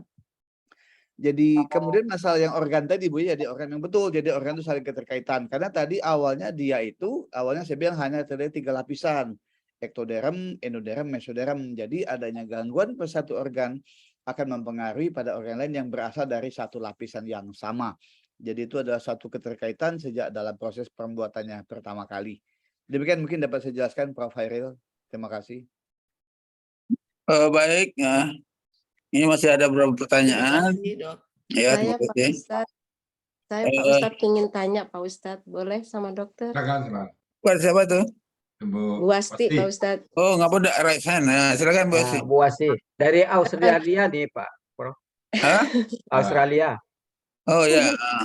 Ya, Pak Dokter, saya mau tanya Pak Dokter. Saya punya teman, dia punya anak pertama terus cacat sampai usia 9 tahun belum bisa jalan, Pak Ustadz. Nah, terus kemudian sampai 9 tahun, terus kemudian dia punya anak lagi. Dan ternyata sama seperti itu, Pak Ustadz. Sehingga teman saya itu takut untuk punya anak lagi yang ketiga, Pak Ustadz. Tapi saya bilang, kenapa takut? Kita berdoa sama Allah supaya yang ketiga tidak terjadi lagi seperti itu, Pak Ustadz. Dan dia sholat tahajud terus-terusan, dia minta sama Allah, ternyata hamil yang ketiga, dan insya Allah cantik anaknya, perempuan. Yang pertama dan kedua itu laki-laki dan cacat, dan yang ketiga alhamdulillah cantik sekali banget. Nah itu dia, jadi saya mau tanya, kenapa mesti yang pertama cacat, kedua cacat nggak terdeteksi gitu sama dokter, Pak Ustadz? Pak Dokter, terima kasih. Itu aja yang mau saya tanya. Jadi pertanyaannya saya lihat kenapa ya. Kalau kenapa ini memang nggak berat menjawabnya. Nggak rahasia Allah. Silakan Dokter. Iya. Baik, terima kasih Bu atas pertanyaannya. Jadi kalau kita tinjau dari Al-Quran tadi bahwa memang Allah menciptakan tuh ada yang tidak sempurna. Itu ya, memang tidak sempurna. Jadi itu yang benar. Jadi ya walau takdir kita terima gitu ya. Jadi ini saya sering jelaskan pada pasien-pasien yang datang, Dok, kata dokter lain anak saya cacat, minta buang. Wah, saya bilang ibu ini emang sampah mau dibuang gitu ya. Jadi terpaksa kita ceramain dikit pasien seperti itu. Memang benar bahwa ada tidak sempurna. Nah, secara kedokteran, Bu, memang ada tadi pertemuan sel sperma dan sel telur tuh kadang-kadang tidak terjadi dengan mulus gitu. Ada gangguan-gangguan, saya bilang. Gangguan pada sekian minggu ada cacat pada mata, gangguan sekian minggu cacat pada jantung, gangguan sekian minggu cacat pada tangan, kaki dan seterusnya.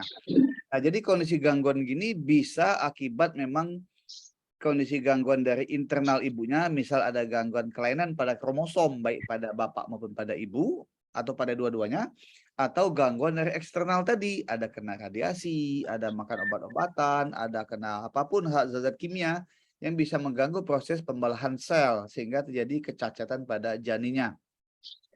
Kadang-kadang tahu nih makan obat padahal lagi proses hamil tertentu ini ada obat zat kimia malah juga bisa mengganggu, mungkin sangat mungkin.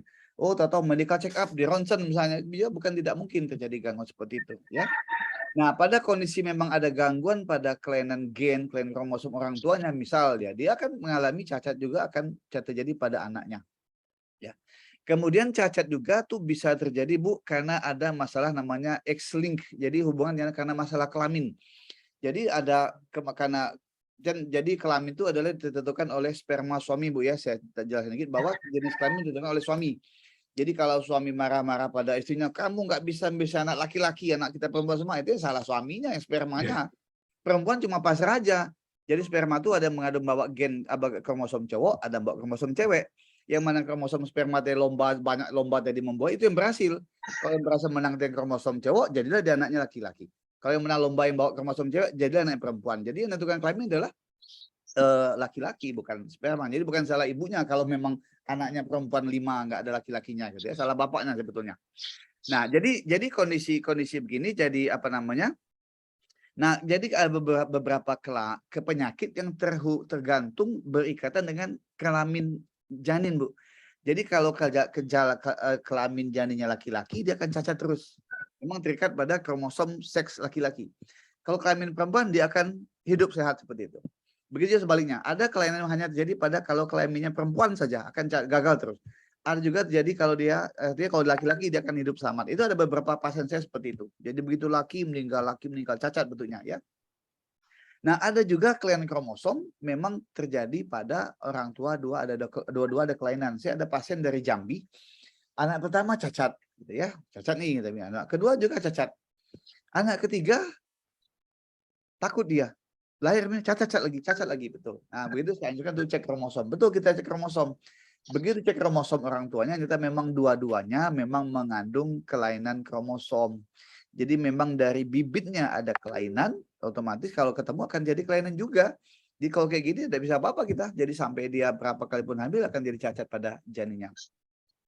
Ada juga penyakit-penyakit yang kelainannya bisa muncul, bisa tidak. Misal saya kasih contoh misalnya talasemia. Talasemia adalah penyakit kelainan darah di mana sel-sel darah merah penderitanya akan dihancurkan sendiri oleh badan.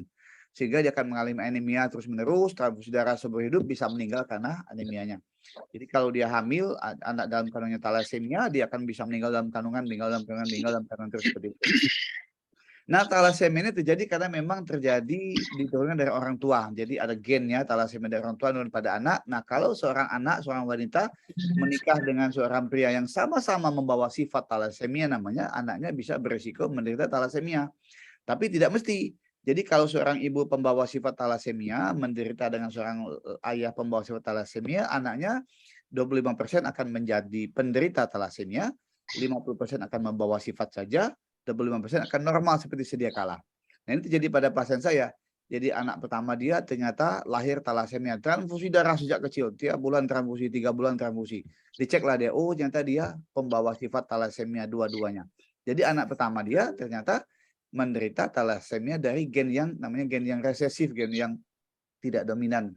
Nah, punya anak kedua. Anak kedua kita cek ternyata dia normal tapi pembawa sifat talasemia. Jadi tidak perlu transfusi darah seumur hidup, tapi dia dalam gen dia ada si penyakit talasemia. Jadi kalau si anak nomor 2 tadi menikah dengan sesama pembawa sifat, ada risiko bisa nular juga, akan nurun juga pada anaknya. Anak nomor 3 hamil lagi dia, alhamdulillah sehat semua.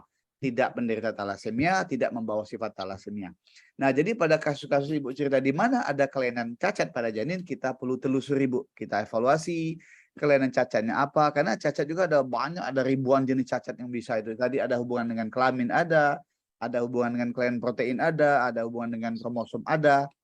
Semua ada banyak macamnya. Ada karena cacat pada satu orang tua bisa, ada karena dua-dua orang tuanya bisa, ada karena cacat karena memang ketemu apa namanya yang tadi kayak talasemia belum tentu semua cacat juga bisa terjadi.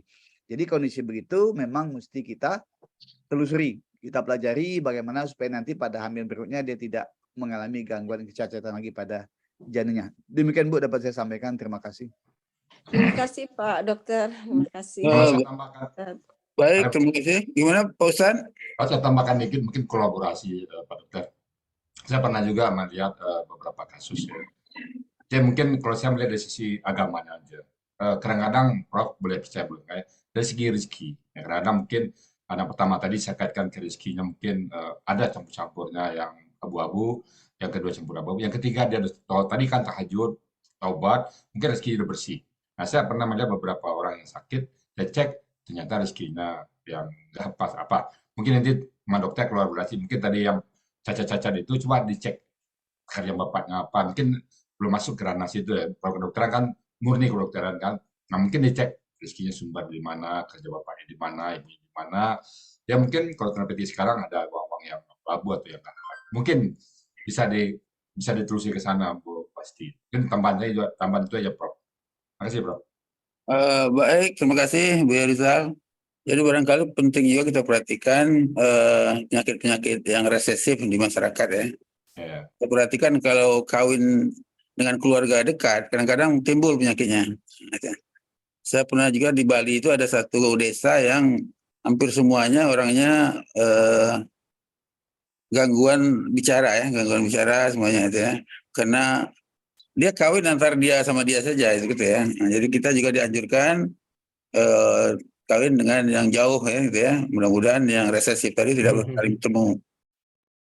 Kemudian yang mengangkat tangan sudah habis saya lihat, cuma di chat masih ada. Cuma Sebenarnya banyak mau saya tanyakan, Prof, tapi ya kena waktu juga ya. Asik soal masalah apa Iya. Ibu Rizal bertanya terus, saya belum nih, saya mau tanya juga. Lewat. Ada dua sebetulnya Dr. Nasil. Pertama, itu ada istilah di biologi namanya partenogenesis ya. Jadi yang betina itu yang perempuan kalau pada manusia tanpa ada sperma dia bisa menghasilkan keturunan. Itu namanya partenogenesis. Jadi di parasit itu ada namanya cacing ya, Strongyloides stercoralis. Dia betina, cuma bertelur, telurnya hidup ya. Nah, di satu ayat juga ada kan Maryam ya. Jadi itu kalau bisa dijelaskan ya, bagaimana tanpa ada sperma bisa menjadi Nabi Isa gitu ya. Nah kemudian yang kedua, kan laki-laki perempuan kan ditentukan dari kromosom X sama Y dari bapaknya tadi kan. Tadi ada disebutkan ditentukan pada minggu keberapa begitu kan, agak beda kayaknya. Padahal harusnya dari awal ya. Jadi dua itu Dr. Nasil. Ya, terima kasih Prof. Jadi masalah partenogenesis mungkin hanya satu pengecualian pada Bunda Ibu Maryam gitu ya. Tapi pada umum kita tidak, pada manusia kita tidak mengenal itu bisa dilakukan. Tapi pada khusus untuk apa namanya, untuk penciptaan Nabi Isa itu bisa terjadi gitu ya. Untuk Yang kedua mengenai jenis kelamin. Jadi betul Prof. Jadi memang dikatakan tadi mana ya yang jadi jenis kelamin itu sebetulnya memang terjadi kalau secara kedokteran itu dari awal karena sperma itu yang membuahinya gitu ya, sperma membuahinya apa namanya yang kromosom X menjadi kelamin perempuan, kromosom Y menjadi kelamin laki-laki gitu ya. Nah, tetapi kenyataannya kadang-kadang tidak juga seperti ini. Jadi mungkin tetapnya kita Al-Quran yang lebih utama gitu ya. Jadi pada proses, saya contohkan pada proses inseminasi, ada pada proses bayi tabung, itu kadang-kadang ini pengalaman teman-teman sejawat di klinik bayi tabung, bahwa mereka memilih jenis kelamin nih. Jadi ibu itu anaknya sudah ada 3, perempuan sama punya anak keempat laki-laki. Pergilah dia mau ke milik kelamin gitu ya, milik kelamin. Yang dimasukkan di dalam pemilihan itu memang kromosom yang Y semua laki-laki semua, insya Allah laki-laki. Jadi lahirnya perempuan, Prof. Nah, jadi benar. Jadi walaupun itu betul Allah jadi benar kejahatan sebenarnya jadi seperti itu. Jadi secara ilmiah dipilih nih yang kromosom Y masuk, yang jadinya perempuan ternyata. Jadi memang masih juga tetap salah manusia, tetap masih bisa keliru, masih bisa miss. Tapi Allah yang lebih utama yang dibilang tadi, memang kejadiannya ditentukan bukan langsung tapi pada saat kemudian. Kalau dalam kedokteran, dalam kebidanan, Prof, kita melihat kelamin itu biasa pada usia 16 minggu, Prof, kita mulai bisa pastikan. Jadi kalau laki-laki kadang kita melihat mulai USG itu mulai 12 minggu, tapi pada perempuan kita biasa melihat mulai 16 minggu, 4 bulan. Kalau awam tuh biasa bilang 7 bulan. Nah, dibilang kalau pasien, kalau saya Bu mau tuh nggak kelamin, nggak usah dok, nanti aja 7 bulan, pamali, segala macam lah. Itu yang paling benar. Jadi 7 bulan itu sebenarnya proses mulai masuknya testis ke dalam skrotum. Jadi biji zakar itu masuk dalam kantongnya usia 7 bulan. Jadi kalau di USG 7 bulan ke atas jelas tuh kelamin ini ada bijinya dalam, kalau ini benar-benar laki-laki. Jadi memang kayak itu emang ada berkaitan, tapi mungkin penjelasannya kadang-kadang yang mungkin agak kurang kita pahami.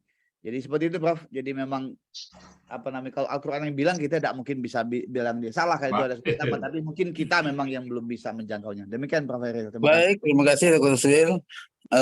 Ini dari chat masih ada Ibu Erida Mulyani. Kalau istilah Ustadz tuh umumnya, tapi ada kecualinya gitu. Oh gitu ya, huruf sia itu Iya. ada huruf sia. Iya, huruf sia gitu, tapi ada kecualinya gitu. Ya. Ini Ibu Erida, sebenarnya ini simpel, cuma tentu tanya dok, kalau rahim sudah diangkat, spermanya pergi kemana? Saya jawab, Prof, ya? Ya, silakan. Nah, jadi kalau rahim diangkat, Bu, itu ada dua kemungkinan. Kalau kita lakukan biasa, pilihan pertama kadang lubang vagina tidak kita tutup. Jadi kita biarkan terbuka antara vagina dengan dalam rongga perut. Jadi kita jahit tapi masih ada lubang. Yang kedua yang banyak dilakukan, kita tutup buntu. Jadi vagina kita buat buntu. Jadi rahim kita angkat, kemudian ujung vagina kita jahit tutup total. Ya. Jadi pada kondisi yang pertama yang vaginanya ada lubang, ada celah dalam, itu spermanya bisa tumpah keluar atau tumpah ke dalam perut, nggak masalah, nggak akan jadi penyakit, ya nggak ada apa-apa. Pilihan kedua, kalau kita tutup semua, ya sperma tidak bisa kemana-mana, akan tumpah lagi keluar semua, karena jalan dalamnya buntu, udah kita buntukan. Jadi tidak bisa kemana-mana. Jadi kalau dia agak rahim, tapi lubang di buntu, ya sperma akan terbuang, tumpah semua keluar. Demikian, Bu, jawabannya. Baik, Ibu sudah puas ya. Kemudian dari Ibu Reni ini menanyakan tentang genetik ayah ibu yang cerdas nih. Apakah genetik atau 100% DNA terbaik itu dari ibu atau ayah yang cerdas katanya? Ya, ini masih jadi rebutan nih yang mau mengklaim siapa gitu ya. Kalau dalam penelitian dikatakan dari ibu gitu ya, bahwa kecerdasan itu menurun dari ibu. Jadi menurunkan dari ibu, jadi mungkin wajar, benar. Jadi kalau milih istri untuk ibu memang benar, jangan melihat cantiknya saja gitu ya, lihat juga bagaimana kecerdasannya segala macam. Jadi wajar juga kita lebih mengutamakan pada ibu gitu ya. Oh, memang bawa kecerdasan dari ibu. Jadi memang ada tadi pertemuan gen ada antara bapak ibu, ayah ibu. Jadi memang ada nurun dari bapak, ada nurun dari ibu gitu ya. Tapi dalam ilmu yang terbaru katanya bahwa memang sifat kecerdasan itu menurun dari ibu. Jadi kecerdasan dari ibu. Yang lain bisa dari bapak, misal dari apa namanya? Atau combine nggak, Dok? Bisa juga. Tapi dikatakan itu dari dominannya. Bisa combine tapi dominan dari ibu dikatakan. Demikian, Prof. Heril. Baik, kalau ibu kan mitokondria ya, RNA lebih banyak ya dibandingkan bapak, intinya DNA ya. Iya, Prof. Jadi kata ada yang bilang dari ibu itu 3 bagian, dari bapak cuma 1 bagian ya. Kalau belajar di situ ya. Baik, masih ada pertanyaan ini. Mohon bertanya dokter, hubungannya rahim yang kokoh dengan wanita yang selalu lahir imatur atau prematur, ditemukan porsio wanita tersebut mudah membuka sehingga dilakukan penjahitan pada porsio. Lalu sudah cukup bulannya jahitan di porsio dibuka ya. Hal yang demikian apakah sebetulnya faktor lain bukan karena keadaan rahimnya yang kokoh tadi? Ya, Pak. Baik, terima kasih Prof. Terima kasih Mbak Ambar.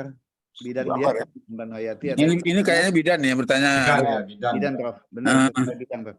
Jadi memang betul, jadi namanya kita bilang namanya cervix incompetent atau cervix insufficiency adalah adanya kelemahan dari cervix. Nah, cervix aja tuh, bukan rahim, cervixnya saja.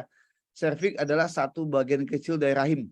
Jadi rahim itu kalau lihat ada cervix atau mulut rahimnya, kemudian ada porsio sebagai ujung cervixnya, ada saluran namanya kanalis cervicalis, ada rongga rahim namanya cavum uteri, ada pertemuan itu namanya ismus, ada saluran namanya tuba. Itu cuma bagian dari rahim, jadi banyak sekali, besar banyak bagiannya. Tetapi satu bagian kecil dari rahim namanya cervix atau mulut rahim. Nah, jadi mulut rahim ini memang kadang-kadang kadang-kadang bisa terbuka sebelum waktunya. Jadi secara teori semestinya mulut rahim akan membuka pada saat waktunya bayi mau lahir. Nah, 9 bulan, 9 bulan 10 hari, 9 bulan lebih dikit itu dia akan buka gitu ya. Nah, tapi ada beberapa pada kasus-kasus tertentu itu bisa menyebabkan mulut rahimnya lebih sensitif untuk buka lebih cepat daripada waktunya. Jadi ada beberapa faktor yang membuat dia akan terbuka. Pertama adalah misalnya infeksi. Jadi infeksi-infeksi di daerah vagina, keputihan ya. Keputihan itu akan menyebabkan peradangan di daerah vagina, daerah serviks. Peradangan akan merangsang timbulnya kontraksi. Kontraksi akan menyebabkan serviksnya mulai memendek dan membuka. Sehingga kondisi ini akan menyebabkan terjadi mulai memendek serviksnya. Bisa terjadi ancaman prematur pada wanita tersebut. Itu ya karena kondisi infeksi. Kedua, kondisi-kondisi yang bisa menyebabkan pemendekan serviks adalah trauma. Jadi serviksnya bekas dilakukan tindakan. Kalau pada pasien yang ada lesi prakanker, namanya tindakannya kita lakukan konisasi, kita lakukan tindakan namanya lip atau LEDS, tindakan-tindakan itu bisa menyebabkan lebih lemah serviksnya sehingga dia lebih cepat membuka. Ini juga terjadi karena kondisi-kondisi yang bawaan, bukan bawaan yang pasca tindakan, jadi bukan bawaan dari awal gitu ya. Kemudian juga serviks juga bisa terjadi menjadi agak lebih lemah. Serviksnya bukan rahimnya lemah karena terlalu besar hamilnya. Jadi ibu-ibu dengan hamil kembar, tuh bayinya 2, 3, otomatis beban serviks sangat berat. Sehingga dia akan lebih cenderung untuk memendek lebih awal dan lebih terjadi risiko prematur. Atau ibu hamil dengan hidramnion, kembar air tadi, besar sekali perutnya. Jadi otomatis akan lebih berat serviks menahan, sehingga dia akan lebih cenderung memendek. Atau ibu hamil ada miomnya besar sini sehingga jadi lebih teregang, sehingga serviks akan lebih susah menahan. Atau ibu hamil dengan bayinya besar, hamilnya 4 kilo, 5 kilo, 6 kilo. Akibatnya yang secara anatomi jadi kondisi serviks akan tertarik oleh besarnya rahim yang membesar ke atas, sehingga dia akan memendek. Jadi kondisi-kondisi inilah yang membuat kondisi serviks menjadi agak lemah. Nah, jadi ini tentunya tidak akan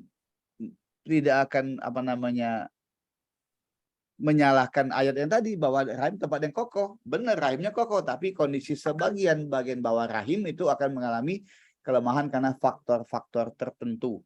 Oke. Jadi kondisi yang lemah, kondisi yang lebih itu karena faktor-faktor tertentu yang memang ada faktor penyebabnya. Bisa juga ada satu kasus misalnya dia bisa memang bawaan seperti itu sehingga dia akan lebih cepat membuka. Biasa memang ada kelainan pada struktur kolagen di daerah serviksnya.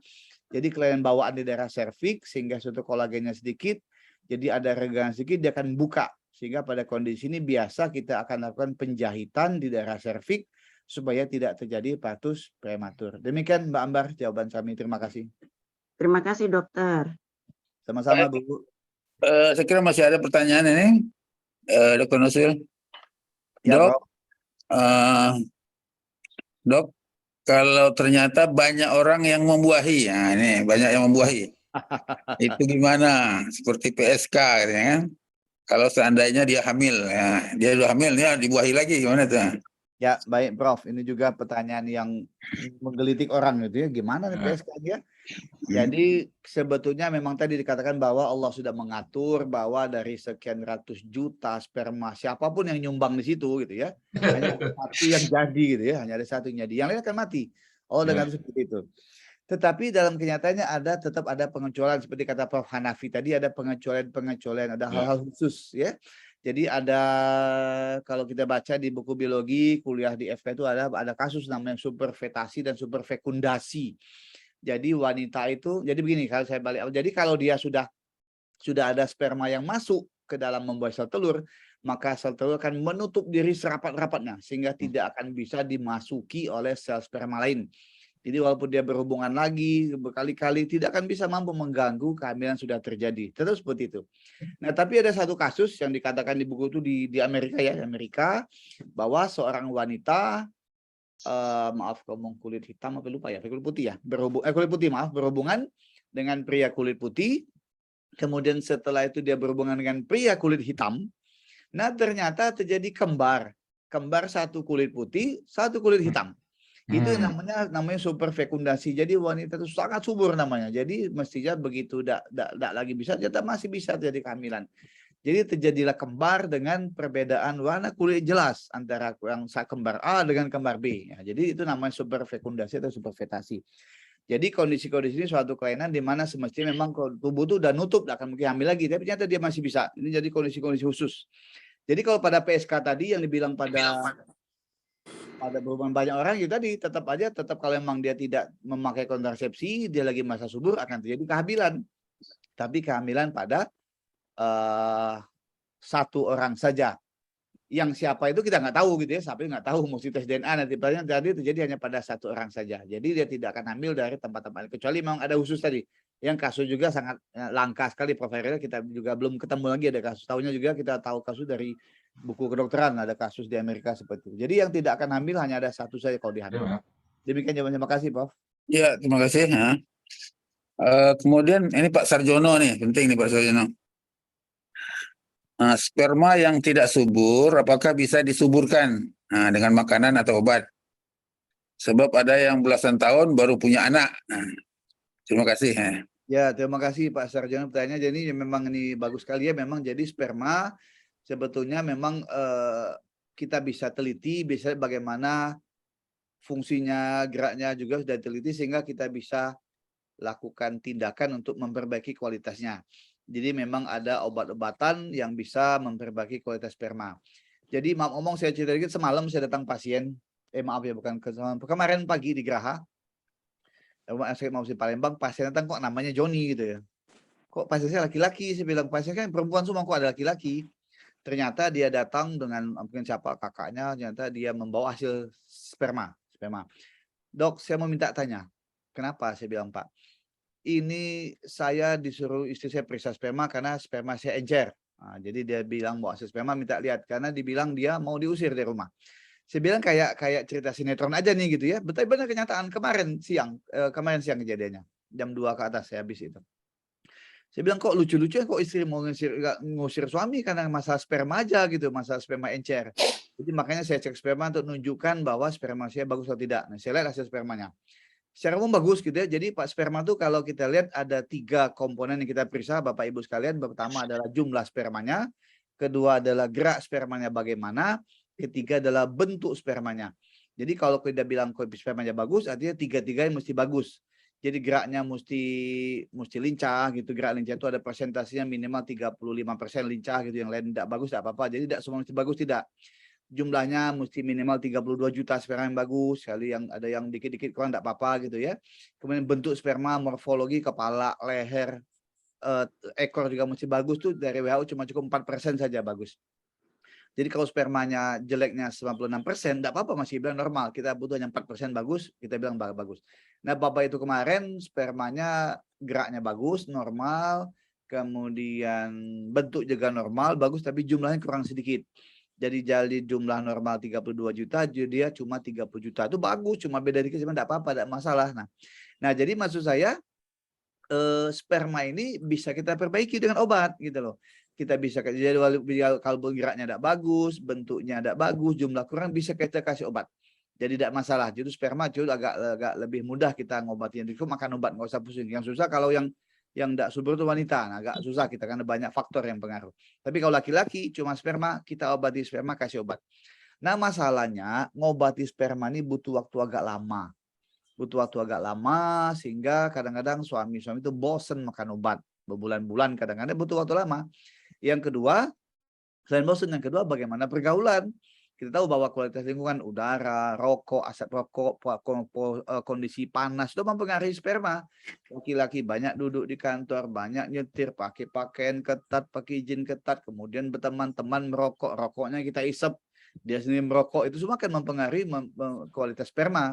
Jadi biasanya kita minta pasien-pasien ini untuk selain makan obat, juga mengubah pola hidup dan gaya hidup supaya menghindari faktor-faktor penyebab yang sperma rusak. Jangan duduk lama berjam-jam, jangan pakai pakaian dalam ketat, jangan mandi sauna. Jadi kondisi panas bisa merusak sperma. Jadi Pak Sarjono, jadi kondisi sperma yang tidak bagus bisa kita perbaiki dengan obat-obatan, dengan vitamin, dan dengan memperbaiki dan mengubah gaya atau pola hidupnya. Demikian Prof. Heril, terima kasih.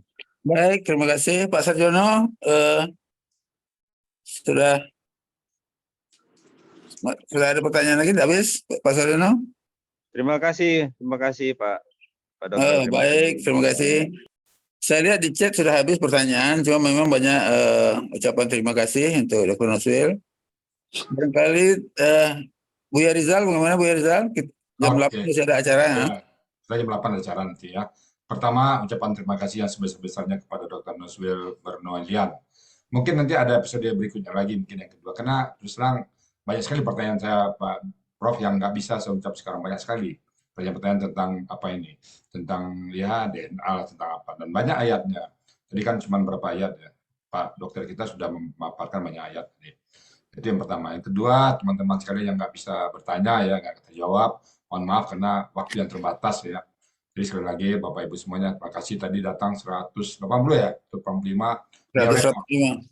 Nah, rekor baru. Dan mudah-mudahan semua yang datang tadi bisa menjadi peserta Rasani, sehingga bisa menghubungkan antara kedokteran dan ayat Al-Quran. Sekali lagi, statement saya awal Pak Prof ya, bahwa yang paling taat di luar ulama pada ayat Allah adalah orang-orang kedokteran. Kenapa? Mereka mengetahui apa prosedur itu, proses terjadinya bayi tadi. Sekali lagi statement saya bahwa orang yang paling dekat di luar ulama yang memahami Al-Quran adalah orang-orang kedokteran. Tanpa dia paham Quran, tapi proses tadi ya, lalu dia kaitkan dengan Quran, dia pasti nggak mungkin ini dari manusia. Nggak mungkin dari manusia ciptaan Quran, Nabi Muhammad yang nggak terdidik, yang umi, yang apa kok bisa bicara detail tentang janin yang saat itu nggak ada alat sama sekali. Terus sekarang ada alat ya, namanya tabung lah, namanya inilah. Tapi dulu kan nggak ada, 1.500 tahun lalu ada apa dulu kan? Nggak ada. Nah, itu sekali lagi membuktikan bahwa Al-Quran itu adalah kalamullah, wahyu dari Allah yang diwahyukan pada Nabi Muhammad. Nabi Muhammad hanya menyampaikan, tidak nambah, tidak kurang. Karena beliau umi. Beliau umi nggak ada rekayasa, nggak ada pemikiran, nggak ada interpretasi apapun dari beliau. Itu saya yakin dengan keterangan Pak Dokter pagi tadi, saya makin yakin bahwa ya manusia itu betul-betul harus taat pada Allah. Nggak boleh ada kata, nggak boleh ada kata apa. Nggak bisa. Dan nikmat Allah mana lagi yang kita dustakan. Dulu kita satu tetes, kok sekarang tiba-tiba menjadi pembangkang. Dulu kita satu tetes, yang tadi itu kalau mungkin nggak, kalau semua bisa dipencet aja kan, kalau satu tetes diinjak aja mati. Kok sekarang tiba-tiba jadi pelentang-pelenteng gitu ya. Itu aja saya lihat tadi pada saat berenangnya 300 juta tadi, ya Allah luar biasa. Saya dulu ada di situ. Dan semua kita dulu ada di situ. Nah sekarang kok tiba-tiba membangkang, kok tiba-tiba Allah suruh akimi sholat, aku nggak mau. Allah suruh puasa, aku nggak mau. Ini itu aja. Kok disuruh membaca kalimat Allah, aku nggak mau. Kok berat amat. Dulu berenang gitu, 300 juta, dan kita adalah pemenang. Allah mana lagi yang harus. Nah itu Pak Prof ya. Jadi saya sebagai closing statement saya, sekali lagi terima kasih Prof yang sangat setia mencarikan kepada kami narasumber yang kompeten pada saat tematik, dan mudah-mudahan Prof sepanjang hayat berikan kami terus narasumber yang seperti yang Prof berikan Sabtu pagi ini. Ya Prof ya. Barangkali ada pernyataan terakhir dari Dr. Nuswil, silakan.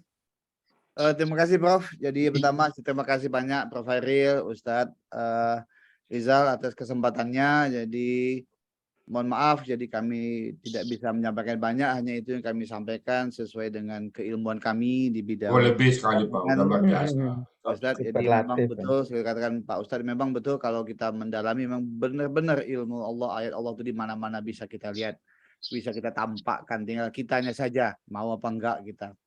Ya, jadi bilang dari awal, jadi tujuan kita untuk mengingatkan kita semua, kata sesungguhnya kita adalah manusia yang banyak sumber hilaf dosanya kita suka lupa bahwa kita asalnya adalah air yang hina.